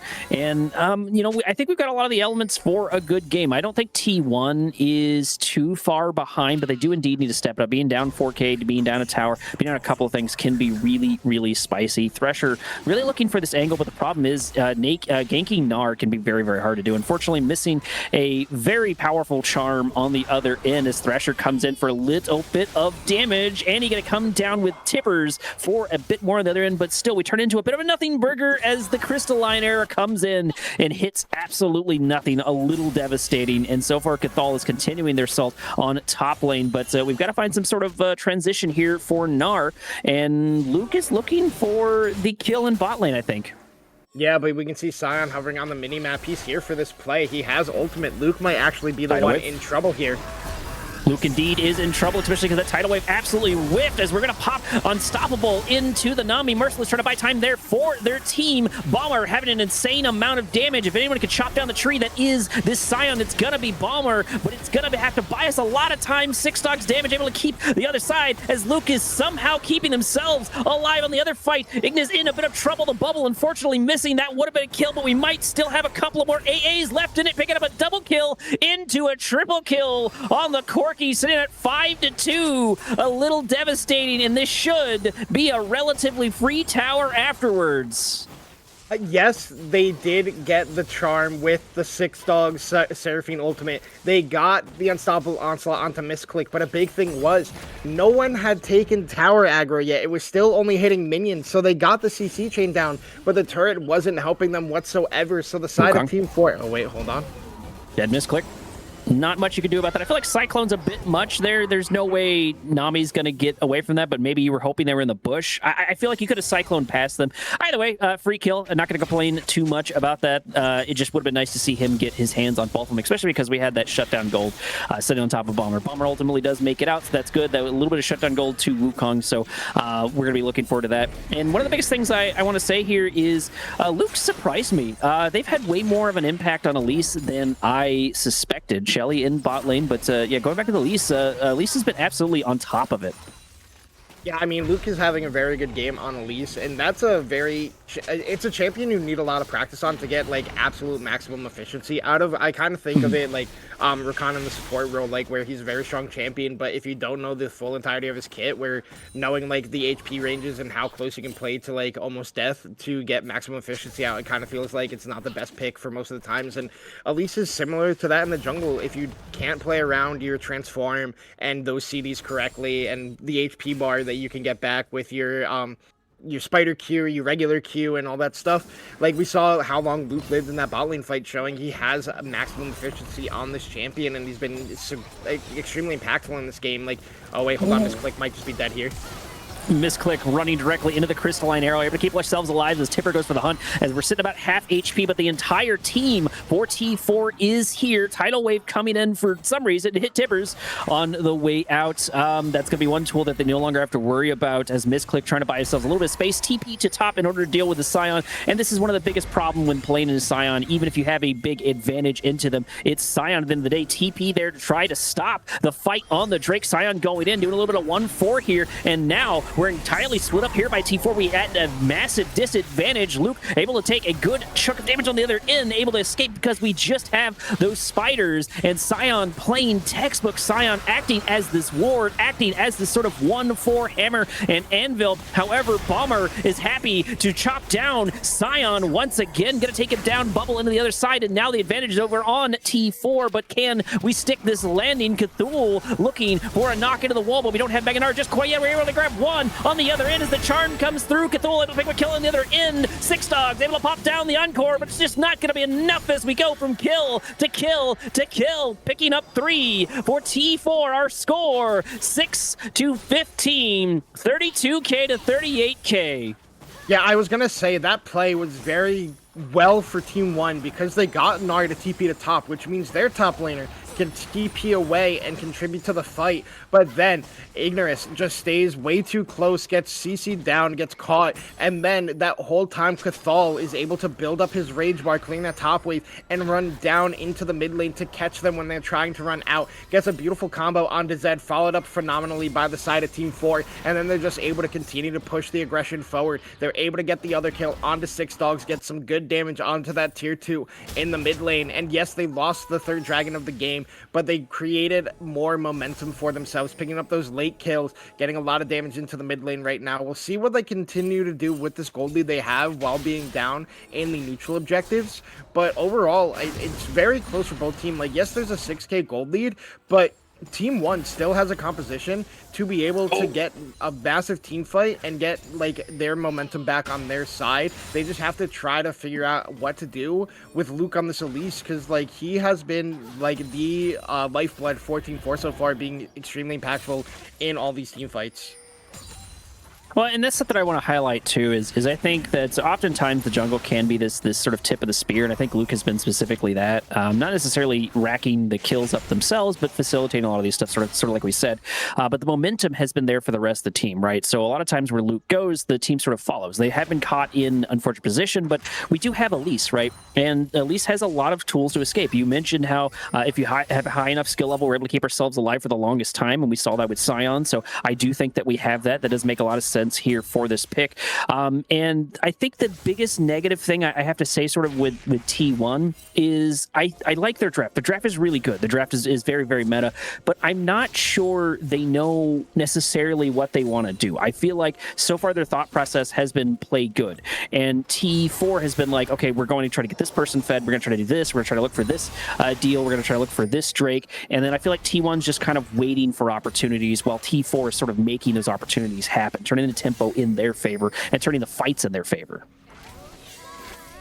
Yeah, and I mean, it all depends. Wait, hold on. We might have a big flank here with the Gnar.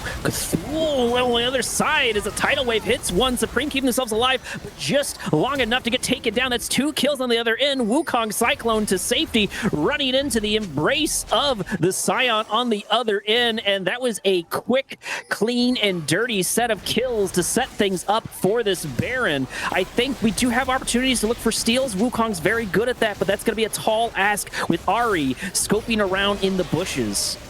Yeah, I mean, Cathal found a massive flank onto the bot lane of Team 1 and on Zed as well. Gets a huge 2-man Gnar into the wall, follows it up with that Wallop, gets a 2-man stun, and they're able to pick up those kills very quickly. And the whole time, Zed has to flash away, but also Luke completely zoned Thrasher away that whole time, almost got the solo kill on him. So even though they were taking Baron, and yes, Wukong can try to steal it, he has no flash, he has no Cyclone, and he has no flash, and his HP bar is way too low to even walk into the area, because Balmer, Destruct, or anybody on the side of Team 4 can just one-shot him with how low he was. So it was very well played on all fronts by Team 4 there. They're able to pick up the Baron for themselves. they're not able to get the Scuttle Crab. That is smited away there by Thrasher, but now with the Baron, you can play to push out your waves and then look to take the Dragon after if Team 1 doesn't start this Dragon on spawn. They're backing away right now as Team 4, which I'm not too happy with. I think you've got to keep trying to push forward and, look for playing the Baron before playing the Dragon, because when you get Baron, Dragon is kind of a guaranteed thing that you can get because you have wave control, but right now they're looking to just prioritize Dragon over using the Baron buff. Well, and we're set up really nicely to 4-1. Cthulhu is happy to sort of be by themselves. They've got plenty of escape tools. We've got plenty of ways to get back in the bot lane. And even when we didn't have TP, like you said, we had plenty of time to build a Rage, go to Mega Gnar, and look for that nasty, nasty setup. So, we can 4-1 this, I think relatively easy, especially with the fact that we just had Balmer on a reset. So far, that does seem to be the plan because we have to have a lot of answers in order to stop Gnar in the top lane because we've got this Baron, we've got the push, plus Gnar's already really, really scary to deal with. And as we look at it, we're getting so close to having a 10k difference. There's so many things going for T4 that they can sort of play a little bit sloppy. They can start splitting up right here like we're doing with Gnar and sort of take this Drake for free. And I think that the other option with T1, the fact that I think they've identified that, they notice that and say, hey, we're just not going to fight for this. We're going to sort of buy our time, maybe wait for them to push into tower. Because one strategy I would like to see teams shoot for every now and then is sort of force your opponent to take down that inhib in sort of on your terms, right? Because that's a free additional 90 gold coming into your team the longer that inhib is down. So it does provide you a bit of extra gold.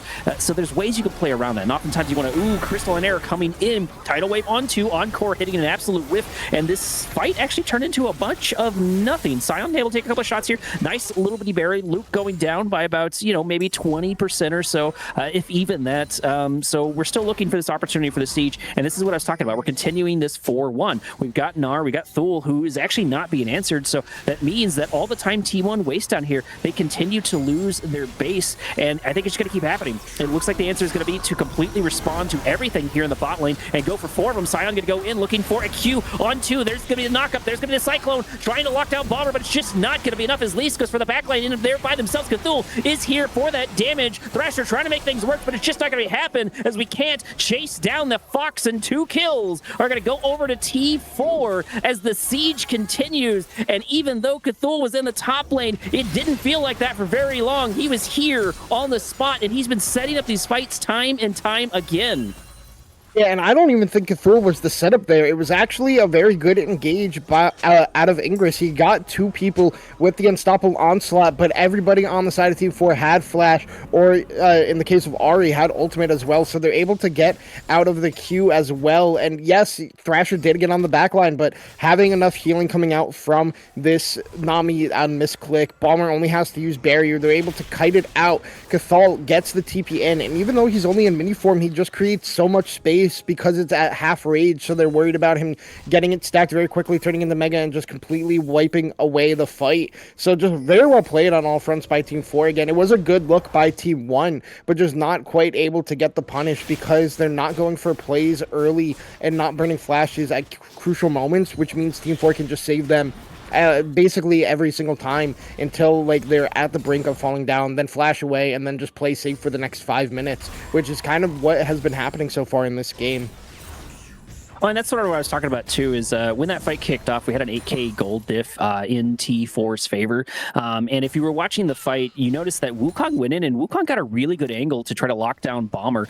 He was set up and doing sort of exactly what he wants to do, and I don't think the engagement was too bad on Sion. I just think that the follow-up was just a little bit slower than they need to. I think the gold advantage was too high on the other end, because despite the fact that Balmer got caught, we're able to buy ourselves some times, plus plenty of that healing. Crystal Arrow not able to do too much as another ultimate on the other end, as it looks like Encore going to come in. However, we just don't matter as we're just able to find the damage on the other side. Luke going to get taken down by Zed, trying to take down this Sion. Gnar going in, knocking down 1, knocking 2 on the other side, picking up a double kill, looking for that triple kill, and that is going to be an ace 2 on the Elise 3 on Cthulhu, and this is going to be a dead mid lane. Yeah, and this could just be game here at this point. We'll see how far Team 4 does want to push this one. Because they got the full ace, it's 20 seconds on death timers. They do some good damage to these structures. We'll see if they're going to force the end here. And if they overforce and get caught out, Team 1 could have momentum and turn this one back around. We'll see 10 seconds on those timers. We'll see what does happen here. They're taking these structures down rather quickly. It's only going to be 6 dogs up so far, and it's just not going to be enough. It's going to be Team 4 breaking the Nexus and being the victors in our third game here of the night. Absolutely. Nice, well won. GG by team number 4. Seeing a little bit of a comeback is always nice to see, because even though the players on this team are just a bit different than they were before, I believe is what Chong said. The coordination, I think, was a bit better, and I don't think that's just because of the player change. I feel like their comms is a little bit better, and they had a very clear plan with that, especially when it comes to that lease. I'm happy to be surprised. I was surprised with the Thresh. Thresh's plan was just to be a god at the champion, right? And we saw that. But Elise's plan was to facilitate a lot of this and sort of set things up. But, Elise wasn't the only one doing things. The entire team played really, really well together. With, I think maybe the only thing is, like, we could have had some better tidal waves on Misclick, but the thing is like, Misclick is playing Nami. Nami's still very powerful. Just having that mandate does a lot for your team. Having, like, one of the strongest, I think, single target heals in the game is really, really powerful. We've had some okay bubbles. So overall, the whole team, I feel like, did really, really well, Chong. Yeah, and I think the way Luke played around his bot lane of this Corki Nami into the Ashe Seraphine was kind of the pinpoint of the game, because you got Balmer and Misclick so far ahead of the enemy duo. They just felt more impactful in the entire game. I mean, I think both Jay Supreme and Six Dogs tried their best in that bot lane to survive for as long as possible, but nothing else was happening on the rest of the map for their team. So it kind of just became a giant seesaw in favor of team number 4. And it kind of just felt rough on the whole side of team 1 because they got so far down. I said in the draft, their team composition kind of does no damage if they don't get hyper accelerated, and that's kind of exactly what happened. They kind of just got to a point where, yes, they got beautiful engages out into the later game, but there's just no damage to be able to take down anybody on the side of team 4. Yeah, and taking a look at the damage, it doesn't look like it's anything too surprising. I don't think anyone who saw that game thinks that the Corki was not going to be the MVP for that one. I don't think the damage was too terrible on team number 1, despite the gold difference, despite the kill difference. So that's not really too surprising. And like I said, I don't really think that T1 played particularly not super great. I just think that the team synergy and sort of the team plan for T4 was significantly better, and I think that you came out on top. But that's going to be it for at least our third game. Don't go anywhere, because we should have one more on the horizon with a whole new set of teams, a whole new set of players. So make sure to grab yourself some drinks and some refreshments, because we'll be right back.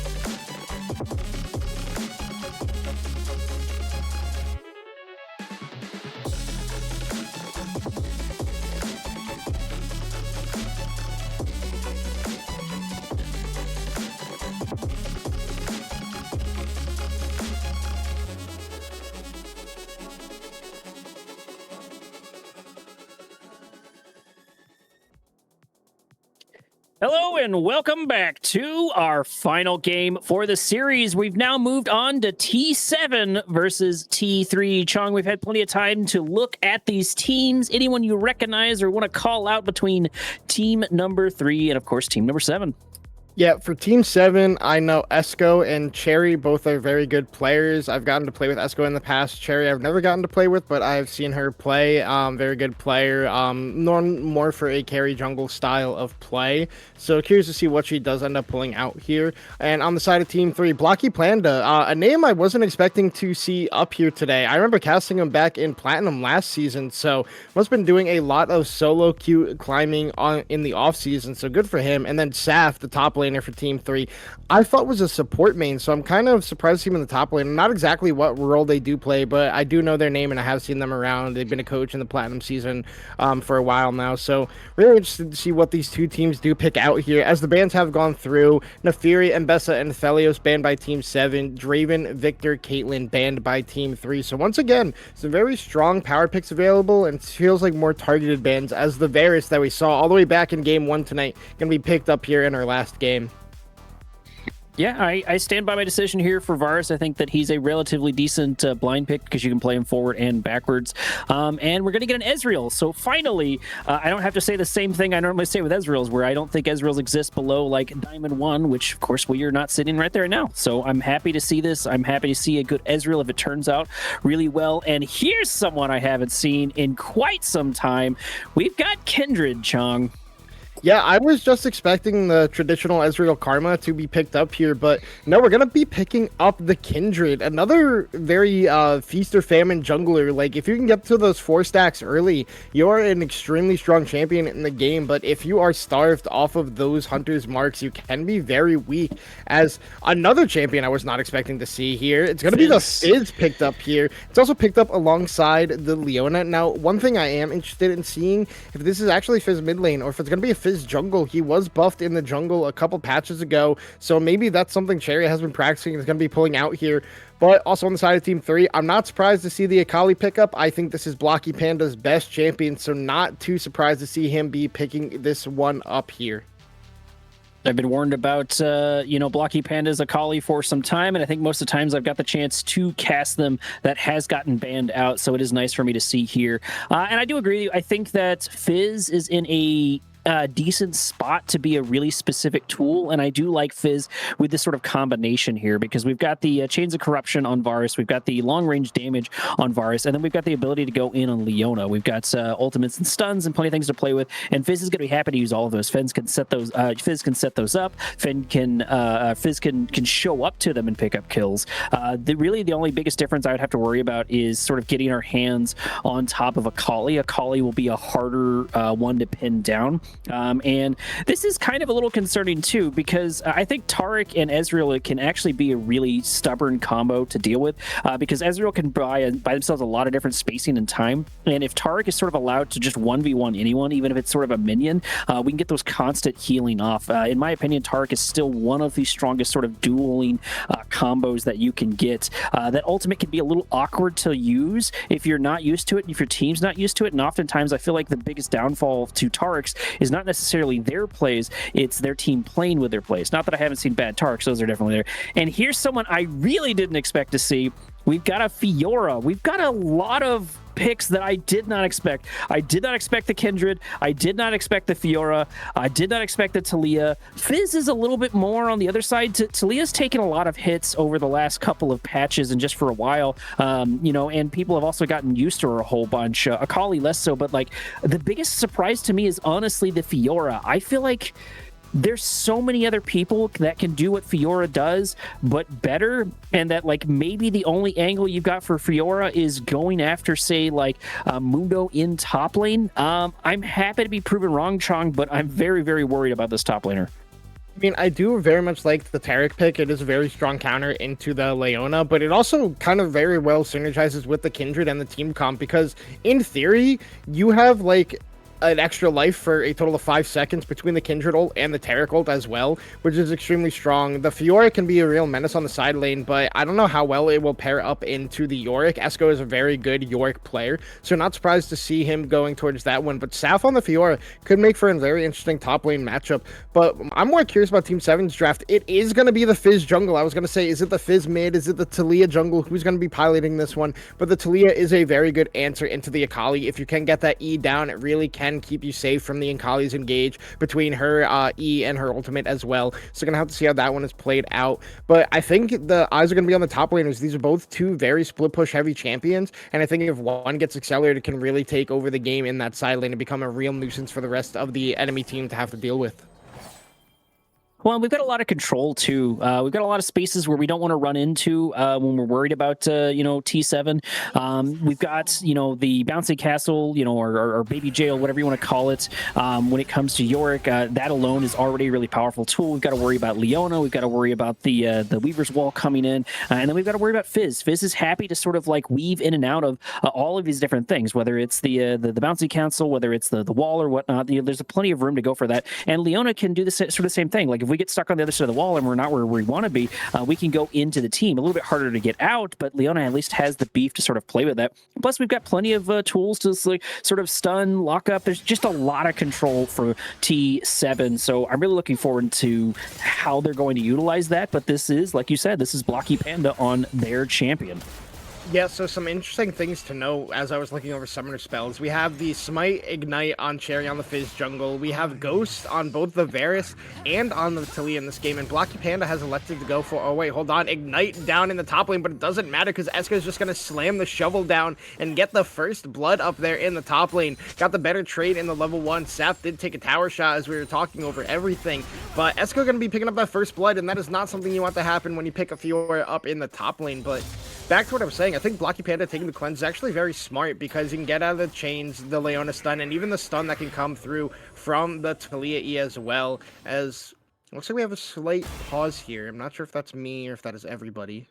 I think it's everybody. I'm getting the same thing on this Chong, but I'm hoping that's not a rage quit, a rage quit or some sort of a spectator bug, because I know there's still a spectator bug sitting around. It looks like we are going to be back to that, and it was probably more on the spectator end rather than it was the game itself, because we didn't get the traditional pause there for that one. But I really like this combination when we're looking at this between the Ezreal and the Taric. I think that it can do a lot of damage. I think that Leona's going to have a harder time locking down at least the Ezreal, so if we're going to pick on someone, it might be the Taric, but Taric is sort of happy to sort of go in there.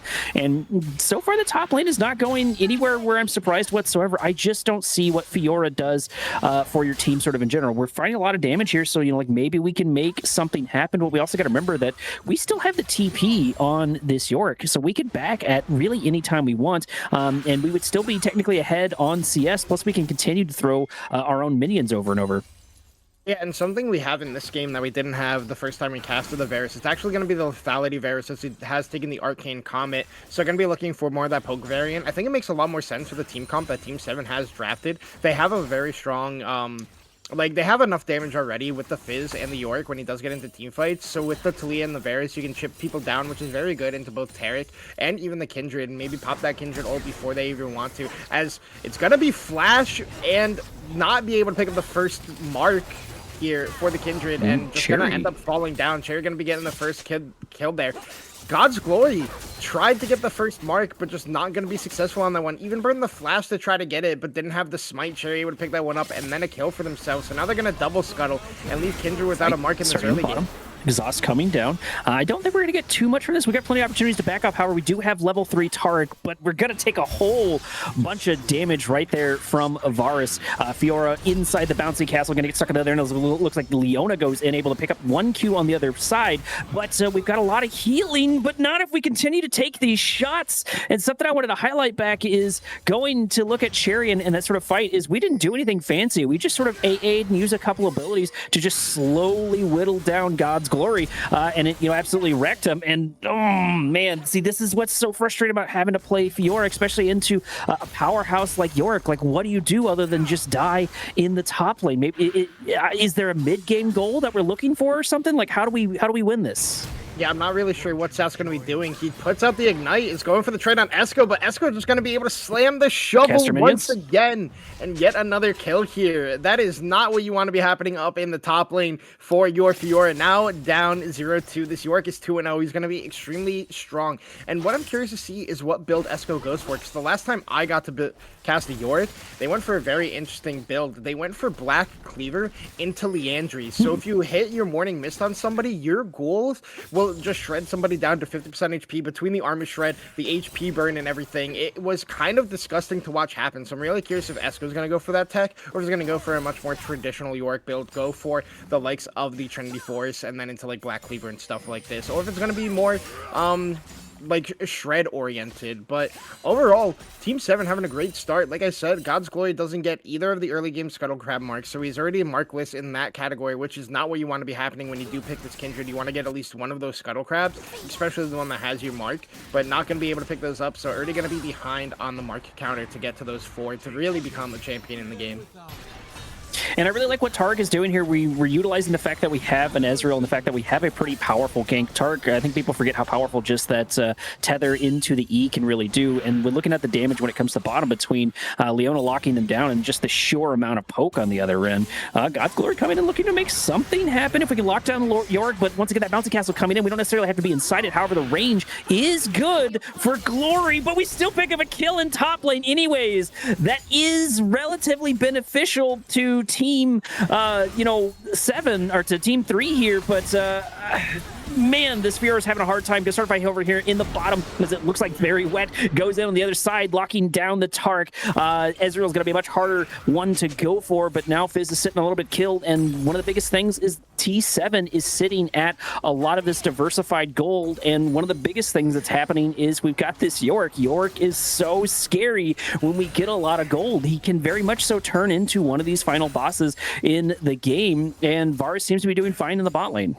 And yes, God's Glory did get that big shutdown onto Esco there, picking up that kill after he got his third kill onto Saf. But the big thing was the mark didn't transfer over to the York. It was still on Cherry when he got that kill, so still not going to have a mark here in this early game. And Saf is just constantly looking for these trades onto Esco. I'm curious at what point they really start to go in Saf's favor, and we'll see when it happens. Ultimate popped here.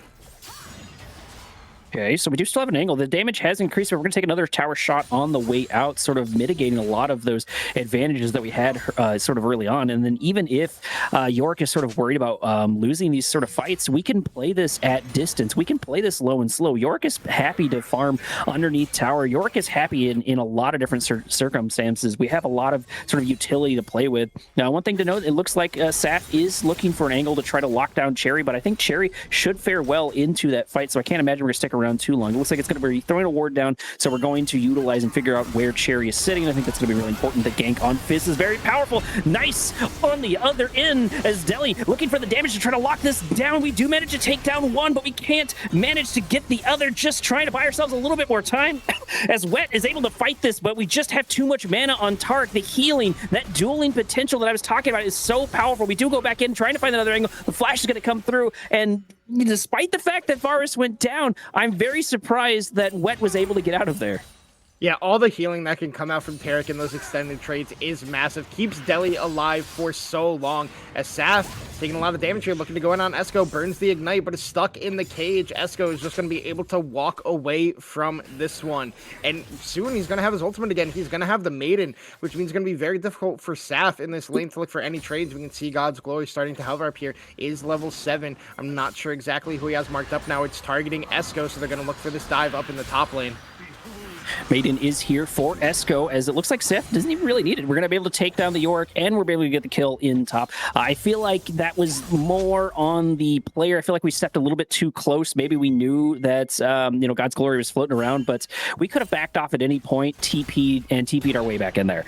We unfortunately didn't do that. Tark going in, doing a little bit of harassment. See, like, this is what's so devastating about Tark. Tark is by himself. People forget that you can do this. Tark is such a pain to deal with. Having to blow a flash there's going to be ultimate ultimate on Tark, so we're able to back off. Fizz is here for that damage. This should be a dead Chungus, but I think we've got opportunities here for Ezreal to make their way out as the Ignite comes down. We blow so many resources just to kill a Tark. Change the corruption to try to lock down Deli, as it looks like Leona there for the save and Weaver's Wall, and we got 2 kills, but we blew so many resources, and you know, I guess it won't matter. Those resources are there to be used, but if we're able to utilize that and sort of take advantage of the fact that all those resources are down, you know, we could be in a bit of trouble here. Nesco gonna run into a bit of trouble as the bouncy castle is gonna come down, flash over the other side of the wall. We're able to find a good chunk. Once again, more and more resources gonna get blown as the tower comes up, and we're able to keep Fiora alive on the other end, and we're gonna turn that immediately fight on the other side as Blocky Panda goes in, picks up a kill in the mid lane, not just from the T3, but all the way into the T2, and now we're transitioning that over into the Drake. There's just absolute shenanigans, spaghetti everywhere, Chong. Yeah, luckily for God's Glory, he does get the kill onto Esco, gets his first mark of the game. In the meantime, Blocky Panda gets the solo kill in the mid lane. Very well played by him to know the limits of this champion. And in the meantime, yes, your bot lane did fall down, but you're starting to get gold for yourself back on the map. You do lose the first dragon of the game because Cherry was in the bot lane for that play where they did get the double kill. Maybe a little bit over-aggressive by the Taric in that play to go that deep and then punished by the rest of the team. Also, the Chains of Corruption at max range hitting onto Deli before he has Flash or Barrier. They're just able to pick up that kill.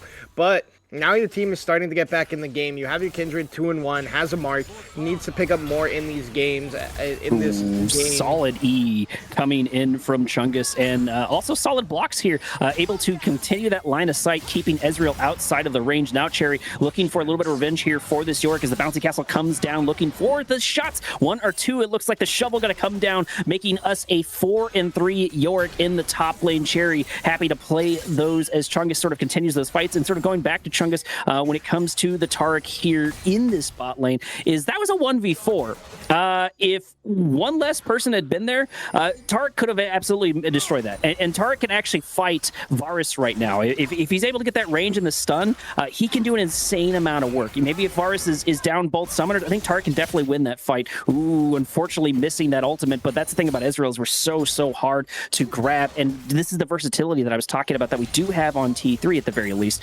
We can sort of go in and out, but once we start compiling all of our resources when it comes to T7, that gets harder and harder and harder. So I've got to imagine that T3 is just trying to expend more and more of these resources in order to make some of these fights happen. And we do have a lot of tools to do that between both Taric and Kendrick's ult, but I do think we need to step up just things a little bit more on God's Glory. We have 2 kills, that's nice, but we need to transition that into just a couple of more things for our team or for ourselves.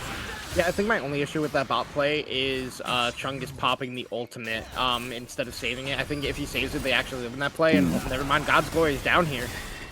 God's Glory is going to come in as we're able to get stunned, I believe, by Leona. So this is going to turn into a bit of a nothing burger. This is now a 3v3. Cherry looking for an opportunity to go in, but it looks like Blocky Panda coming here for the assault. We do back off right there at the end, and I think that's going to be the wise play for T3. I think we just need to buy ourselves a little bit of time and look for some more advantages when and where we can. Blocky Panda looking for an angle over here, but it looks like Yorick is here. The Maiden is here, so we're able to do a little bit of 1v2, but it does not matter. Blocky Panda on the Akali is happy to continue these fights, but this Yorick is a final boss as we lock him down, trying to get the Akali, and there is the shovel once again to the back of the dome, and Yorick continues to get scarier and scarier.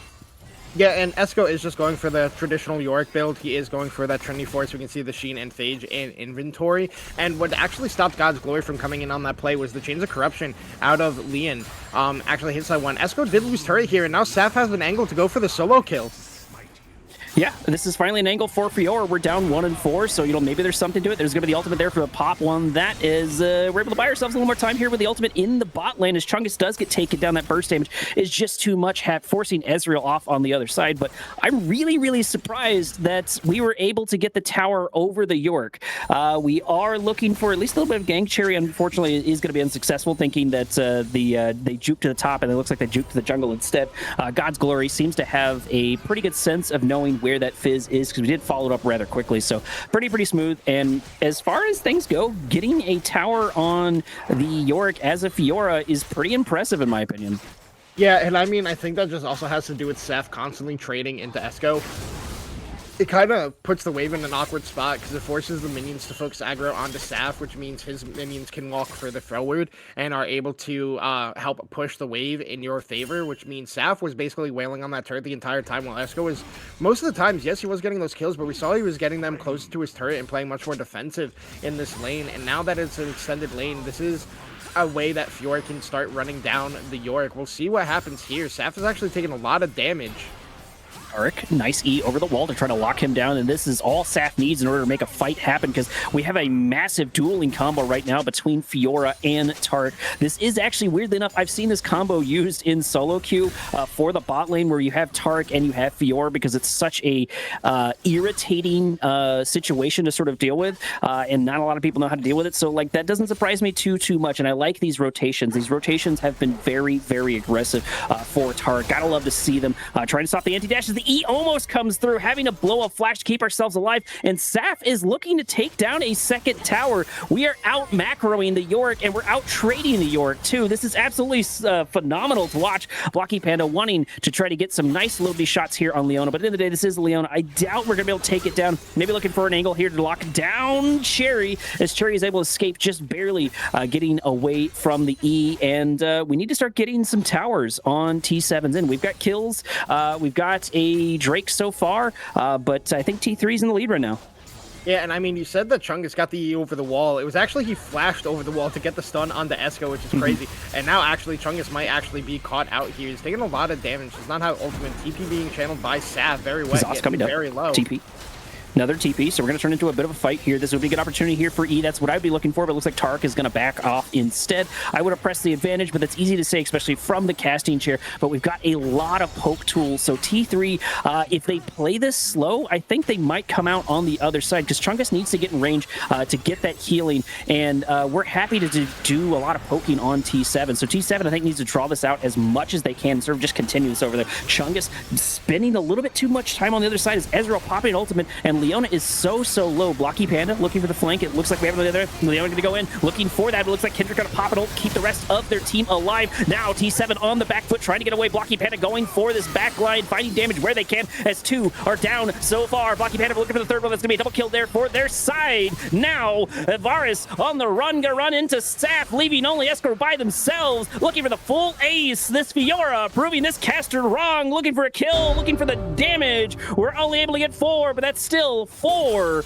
and a Drake plus a tower, Chong. Yeah, and that's kind of the power of the T3 comp. We saw how low Chungus got, but they're able to get the Kindred ult out. Then they're able to get the Tarek ult as well, so they take absolutely no damage during that entire time. While Blocky Panda finds the flank, is able to pick up 2. Saf is able to just run rampant in the team fight without taking any damage, and that is just how strong the Team 3 team fight can actually work out. So they're able to get their first dragon of the game, able to pick up so much gold for themselves here. And what looked a little bit rough early because of how Saf was playing it has turned into advantage for that. They're 4-4-4. They got the first third of the game, and they even are sitting with a gold bounty. So it's going to be on the onus of Team 7 of how they want to play these team fights out. They have to find picks where God's Glory and Chungus aren't grouped up together, where they can stack their ultimates like that. They have to look for pick plays, which is a lot easier said than done with the composition that they have, because like then they have to burn the Leona ultimate and the Varus ultimate to look for just a singular pick. But there is a lot of mobility on the side of Team 3 and a lot of ways to dodge out of those abilities. But Chungus could be caught here. Nope, he's going to be just okay, able to get to the safety of his side of the rift. Look for the knockup here on Blocky Panda. Blocky Panda's got plenty of HP to play this game if they want to. Nice 3-man group over here on the other side, but it looks like the response is going to be the exact same thing for T3 going in, looking for the E. It looks like Leona's going to turn it there on the other side, so it looks like Tarek cannot get that healing off, so that's a great opportunity to lock them down, to get those stuns back to back to back, because of course Tarek needs to swing in order to get that healing off, so that's the primary part of that dueling combination, and you can't duel if you can't use your hands. Godwin maybe stepping a little bit too close, but we do have Sapphire, we do have Fiora ready to go, and Fiora has proven that she is quite scary. Leona maybe getting caught out over here, so we might trade support for the other side, but the biggest difference is Leona is significantly tankier than Tarek. Yeah, and I like the way that Team 3 is starting to push their advantage, just looking for aggressive plays whatsoever. Yes, Chungus did get caught out there, but it didn't stop God's Glory and Saf from looking for an aggressive play onto Very Wet with the assistance of Deli there. But we'll see what happens. The Rift Herald is on the Rift. It looks like the side of Team 7 just not going to be in a position to contest for it, and it looks like it's not even being started up here by the side of Team 3. We see God's Glory is taking away the enemy blue buff, which means there might be an opportunity for a team fight to come out here. We'll see what does happen as both mid laners are just sitting in the bot lane right now. Saf is channeling recall. He does have TP if a fight does break out, but it looks like both teams are just going to kind of leave the Rift Herald spot to be left alone for a while, as they are just looking to try to get wave control, get vision control, for looking for any sort of play on the Rift right now.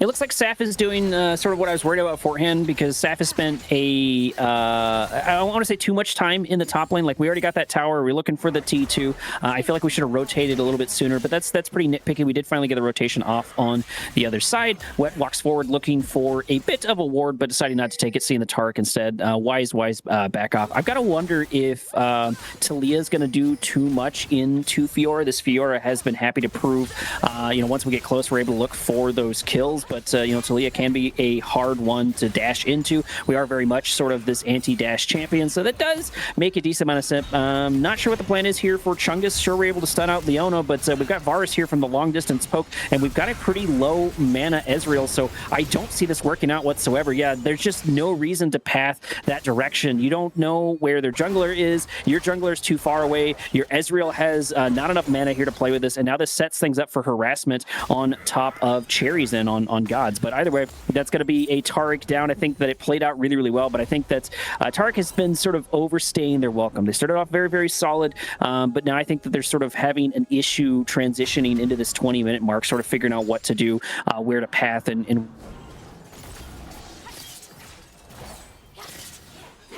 has not had the impact that we want. We're losing more towers. Saf's going to head their way back top, which I feel like is a bit of a mistake. I feel like this is a positive for T7. Maybe we're able to lock down Yorick, but Yorick's able to buy a lot of space here. I think we might lose Maiden. Yeah, we're going to lose Maiden here, but at the very least, we're able to keep ourselves alive and buy more time. The longer we delay taking down that T2, the better it is for T7 to sort of stay in this fight. And I think over time, T3 has sort of built up more synergy and found the damage and found the picks like you were talking about beforehand. Yeah, and I mean, getting the Maiden is actually extremely important because it kind of turns Yorick into like half of a champion. The Maiden is so strong for his kit, so not having that available means he's going to have an even rougher time up into Saf than he has been having so far. As we can see, Saf is just going in for the all-in here, but never mind, a company has shown up and... Okay, just going to fall down. No, the Ignite! The Ignite tick gets Esco. I was going to say Esco gets to live there, but the Ignite comes out and just too much damage. But now you can also see in that whole time, because the Talia goes up to help their top laner, she's going to be the dragon picked up here by the side of Team 3. Chungus, once again, overstaying his welcome. I mean, sure, the exhaust comes down, but who's there to support you? Why are we here? This just doesn't seem like a good idea to sort of continue this fight. Sure, we get out, but, like, I don't think it's worth blowing those resources. And this is kind of one of the big highlights is I think Chungus is making a lot of critical mistakes. Taric is a very resource-dependent champion. Everything you have is so critical, and I think this is why Taric has a deceptively high skill floor because of little bitty actions like that. Just being out exhaust is going to spell a whole bunch. Nice dodge here from the Ezreal. We just kind of had to continue walking our way, so we've been able to keep ourselves alive, but it's not really too surprising seeing Ezreal escape through the other hands. And to sort of go back to that gank, I think that's really, really good for T7, for Talia picking that up, because not only was it a good amount of shutdown gold, it gave gold to someone on T7 who really, really needed it, which is the Talia, but hopefully they can sort of maintain that and have an impact in the game. Yeah, and I mean, Esco's just going to continue to suffer in these side lanes. We can see Saf just getting a better trade every single time, even though there is that Executioners there on the side of Esco. Saf's just going to heal through all of it with no issue. And now Cherry actually might be caught out here on the minimap. We'll see how they plan to escape here as we focus more on the bot lane. I mean, yeah, I think Cherry's just out. Looking at it, yeah, Cherry's gone. But looking at the inventories, everybody here is sitting on 2 items except for Esco and Cherry so far, both slightly behind their counterparts. And God's Glory, who did struggle a little bit in the early game, is pretty accelerated so far, sitting at 3-1-1. I'm not quite sure what the mark counter is at, but Maiden just might end up falling down here again. Yeah, once again, Esco popping that off of cooldown immediately goes back on it. It's not a fun time for him as the stun hits. Oh, nice predict. Read like a book, but where is the follow-up? The skill shot coming in, but Kendrick right there for the save. And then Wet just continuing to stick in the stick of it as we get the nice snipe on the other side. Ezreal sort of not going over the wall, buying himself some time. We are going to be able to dodge Cherry, but it looks like it's been too little, too late. Tark banning himself, just bare moments, keeping himself alive as we're fighting the bot lane. That's 2 kills for Kendrick on the other side. Esco trying to stop Saf on the other end, finding at least a little bit of an HP difference, but T3, the further this game goes on, the better and better I think that they start to do, but we are seeing some of the cracks in the armor as Blocky Panda picks up a 3rd kill for their team in the mid lane. Yeah, and I mean, Chungus getting that ultimate off and barely living there. Bates in the side of Team 7. God's Glory able to pick up a double kill. And then Blocky Panda just following up on the plays, able to get the solo kill onto the enemy mid laner, onto the Talia there. Played extremely well, showing his prowess on the Sakali champion. As Esco did get a pretty good trade into Saf in the bot lane, but it doesn't matter. Saf gets the recall off his full HP again on their way to, I believe they're going to be building Death's Dance as their 3rd item. But overall, this actually is a relatively close game. Both teams have the capability to come back into this one and make plays with the compositions that they have drafted. It just needs to start going a little bit more Team 7's way. They're really struggling in the side lane department, which is something I stated about in the draft in the early game. I think whichever one of these 2 champions got super far ahead, we're just going to kind of run the side lane, and we're kind of seeing that in the favor of Saf so far in this one, accumulating to almost a 4K gold lead for the side of team number 3. Saf once again able to chase down Yorick. Yorick finally has a bit more of damage as Blocky Panda in an important position. Gonna pick up a change of corruption directly to the face. 1 or 2 more shots. The kill going to Varus. T7 sticking around in this game. And this is what I was trying to say before the fight kicked off, is despite the fact that we're sitting at the 25, almost the 26-minute mark, this has been one of the closer games that we've had today, Chong. We're sitting at 15-16, and there has been a lot of back and forward. I think the macro has been very solid on T3, but T7's not been too far behind. I don't know what the plan is here for Cherry. We need Tark in order to keep ourselves. Oh, actually, we don't have Tark. We have that. Yeah, I don't know what the plan was. There's just no way we live to that. We don't have a way to heal. We don't have Redemption. We have Locket. Was the plan to wait for Locket?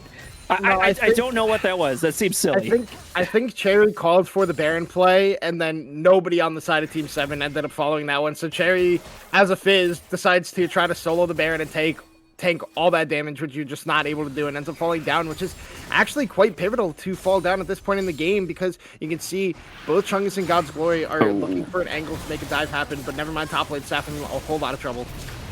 Saf running into a bit of trouble because, of course, this is a team game. It doesn't matter if you win the 1v1 if your team is better. I like these rotations. That is the 2nd kill Talia has been able to pick up on someone who's been proven to be an absolute monster. God's Glory able to lock down with the E from Tark, and look at that 1-2 punch there on the other end. There's going to be ultimate coming on the other side as Ezreal, and we're just finding the damage. However, the TP coming on the other side, we're able to pick up a double kill on the other end. There's going to be ultimate there for her on the other side as the E comes in. Now Cherry looking for those Lex for a couple kills. Everything is down, but we still have so much damage. Blocky Panda looking for the holes in the armor. Blocky Panda looking for this damage, and we're gonna find it. However, Talia's finally got a bit of gold of their own, trying to win this 1v1 for their team as we're doing a bit of a 1v2 inside mid lane, and that's gonna be a 2-for-3 trade in the favor of T3.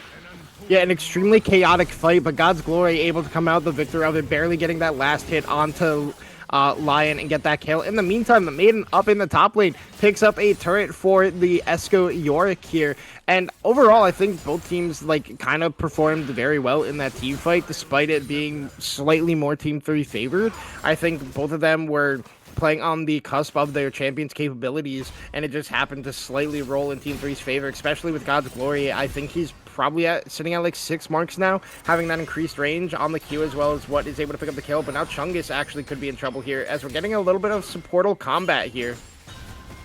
Yeah, we've seen this a lot. It looks like Wet has decided to go in the other one, but then once again, we see another thing here that Chungus has been on repeat, which is sort of getting caught, but we've got an opportunity to sort of do a lot of damage here as the ultimate for Ezreal comes in, but God's Glory is able to absolute chunk, and in the long run of things, that does benefit Tark. We got control over the banana bush, which is going to be critical in order to get our hands on this Drake. T3 has a lot of control here. T7 really wants to stop this Drake, but it's going to be dependent on how we use our resources. There's going to be plenty of things to watch out for. Saf has to run forward. We have to get a good front to back, and it's all on Saf, and Saf's going to take so much damage. A change of corruption go on the other side. Saf just absolutely gets locked down, not allowed to do anything, as we get a massive ultimate from Leona. Double kill on top of the Varus as he looks for more and more damage. Playing back, playing forward. Blocky Panda going in, going down about half HP, but the coordination is just a little bit better on T7. Blocky Panda trying to get their way out. Double flash on the other end. 1 AA2, and that's going to be a 1-for-4 trade now in the favor of T7 as they take the lead 21-20. Drake's getting tied up 2-2, 2 for each team. Yeah, and Cherry steals away the dragon and actually gets a very big Fizz ultimate onto Saf, and Saf doesn't have the riposte to counter it, and then the CC chain comes out, and like you said, Very Wet gets a massive ultimate down on the multiple members on the side of Team 3. Now Cherry actually taking a lot of damage from this Baron. I hope we don't see Cherry die to Baron again, actually letting the rest of the team take it up. Oh no, the Ezreal. Oh, okay, we live. Okay. I thought Cherry was about to die there. I felt it. Oh my god. Okay. Team 7 wins the dragon team fight. They get the dragon. They finally get the Baron. Cherry doesn't have to try to solo it as a Fizz, and now they all get out. They might lose T1 in mid lane. They absolutely lose the T1 in mid lane to the Ezreal. But now, also, a big thing is Lion on this Varus is at 4 items on the lethality poke. Varus is going to put out so much damage if those rain of arrows, if that piercing arrow is connecting as well. So going to have to keep your eyes on that one. And this is an extremely close game despite the Baron being in favor. Team 7 finally back in control of this one, as it has been Team 3 favor for quite some time. So we'll see what they do with this Baron buff in hand. Esco could finally start to get some split push done in the top lane, but gonna be playing it safe, trying to back up a little bit. But we can see Chungus is on his way on the minimap, and so is God's Glory.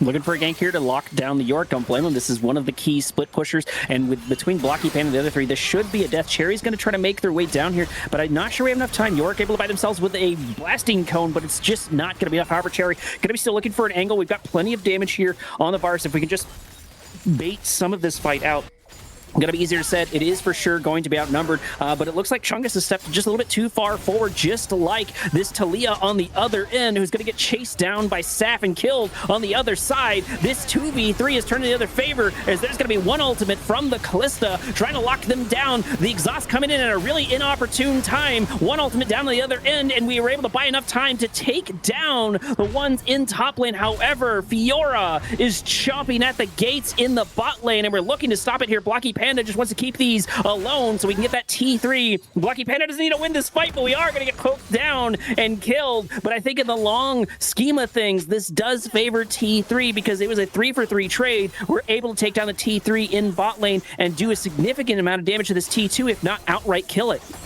Yeah, and despite, Team 7 having the Baron, Team 3 is the victor of this because, like you said, they get the Tier 2 in mid lane, they get the Tier 2 and Tier 3 in bot lane as well, so it puts them back in the gold lead, and it was very well played by the side of Team 3. Yes, Team 7 did pick up some kills for themselves as well, but with the Baron buff, you're supposed to have push advantage, but your Talia dying in the side lane in the 1v1 to Saf, who played it extremely well, is not what you were expecting. I didn't expect Talia to be the one matching a Fiora. I thought Esco was going to do it, but he gets caught out in the top lane, and it just causes chaos to happen across the map for Team 7. Definitely not the best macro play we've seen so far tonight.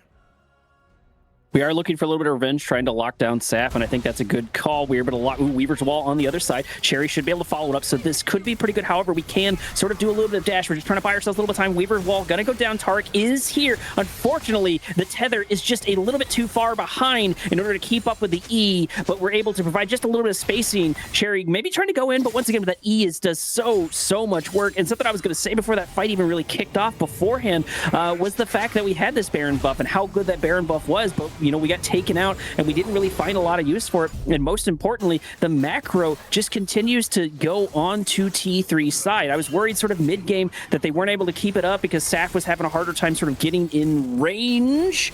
Ezreal getting really, really close to playing with fire there. But we did manage to take the T2 ultimately and do a bunch of damage here to this T3. And as long as we keep up this macro game, I think with T3, we're going to be in a really, really good spot.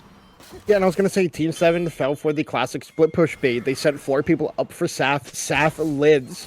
And in the meantime, Delhi's just pushing down the mid lane, getting a lot of damage done to that inhibitor turret there. And it's just like, it seems like a better understanding of how to play with split push as Team 3, something you don't see in the lower elos whatsoever, just because people are used to just playing a team fight style of play. So seeing a very strong understanding of how to play split push is very refreshing for me, coming from the lower elos where I just get to watch team fight Fianza as, hold on, got Glory caught.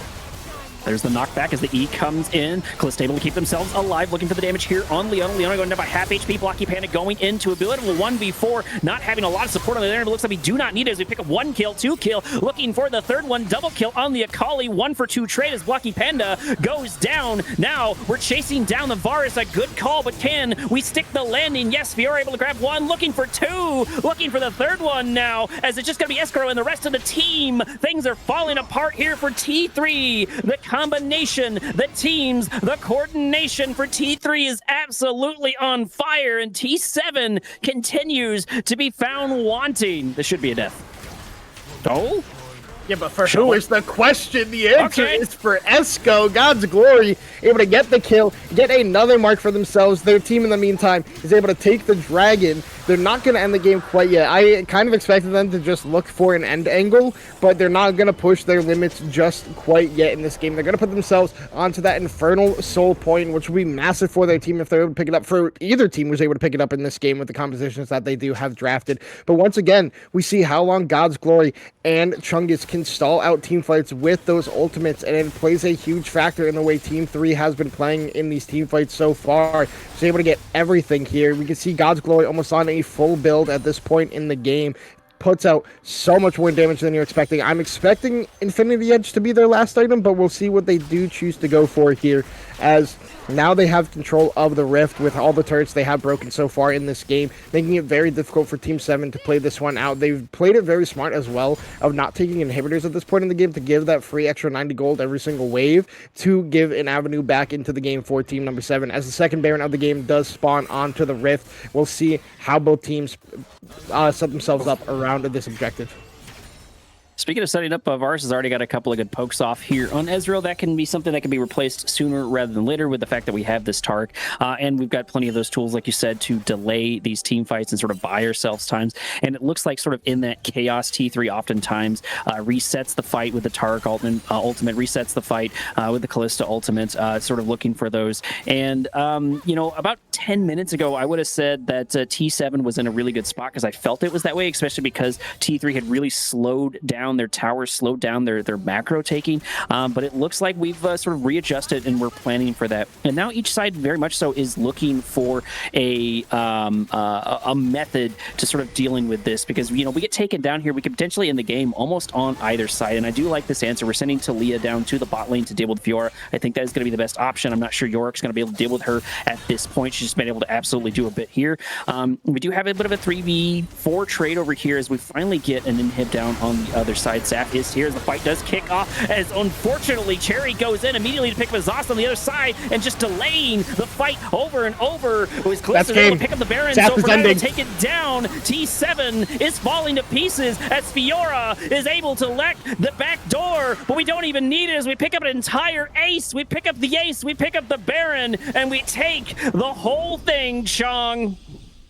Yeah, and I mean, it was a very smart Baron start by the side of Team 3, baiting in all of Team number 7, while Saf just wins the 1v1 again against the Talia, and then can just solo end the game there even without Baron buff. It was just the cherry on top. Also, shout out to God's Glory on that play. When Cherry went in to smite the Baron, pops the Kindred ultimate, so its HP cannot change, which means it can't even be stolen away by the side of Team number 7, which just makes it even rougher to play the team fight, because you thought you were going to get that, maybe have the extra stats that it gives to be able to turn the fight around, but it didn't matter, because even if you won the fight, Saf was going to win the game no matter what.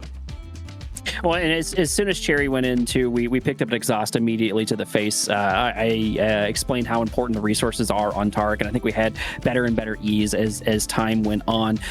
But massive congratulations here to Red Side. I think they had a lot of coordination. I think that there was a couple of shaky moments. I think that still could have gone either way, right about the 25-minute mark. But after one or two fights after that 25-minute mark, things just went really downhill for Blue Side. They just weren't able to stick the landing. And this is twice Chong and I have sort of been like, we don't know how we feel about this pick. It was the Thresh initially, and then it was the Fiora. They found a way to make the Fiora work, and it does make a lot of sense because while Fiora is not good on paper, there are still out of meta people that can work. And oftentimes, what you need to make those out of meta things work is you either need to subvert expectations, or you need to gain some sort of advantage that is outside of the meta, and then turn that into something more tangible, which is what we saw Saf do. Saf was able to win some of these fights we didn't expect them to win, put Yorick in these weird situations, and they were able to turn that into towers, taking almost that T2 at almost 15 minutes or whatnot.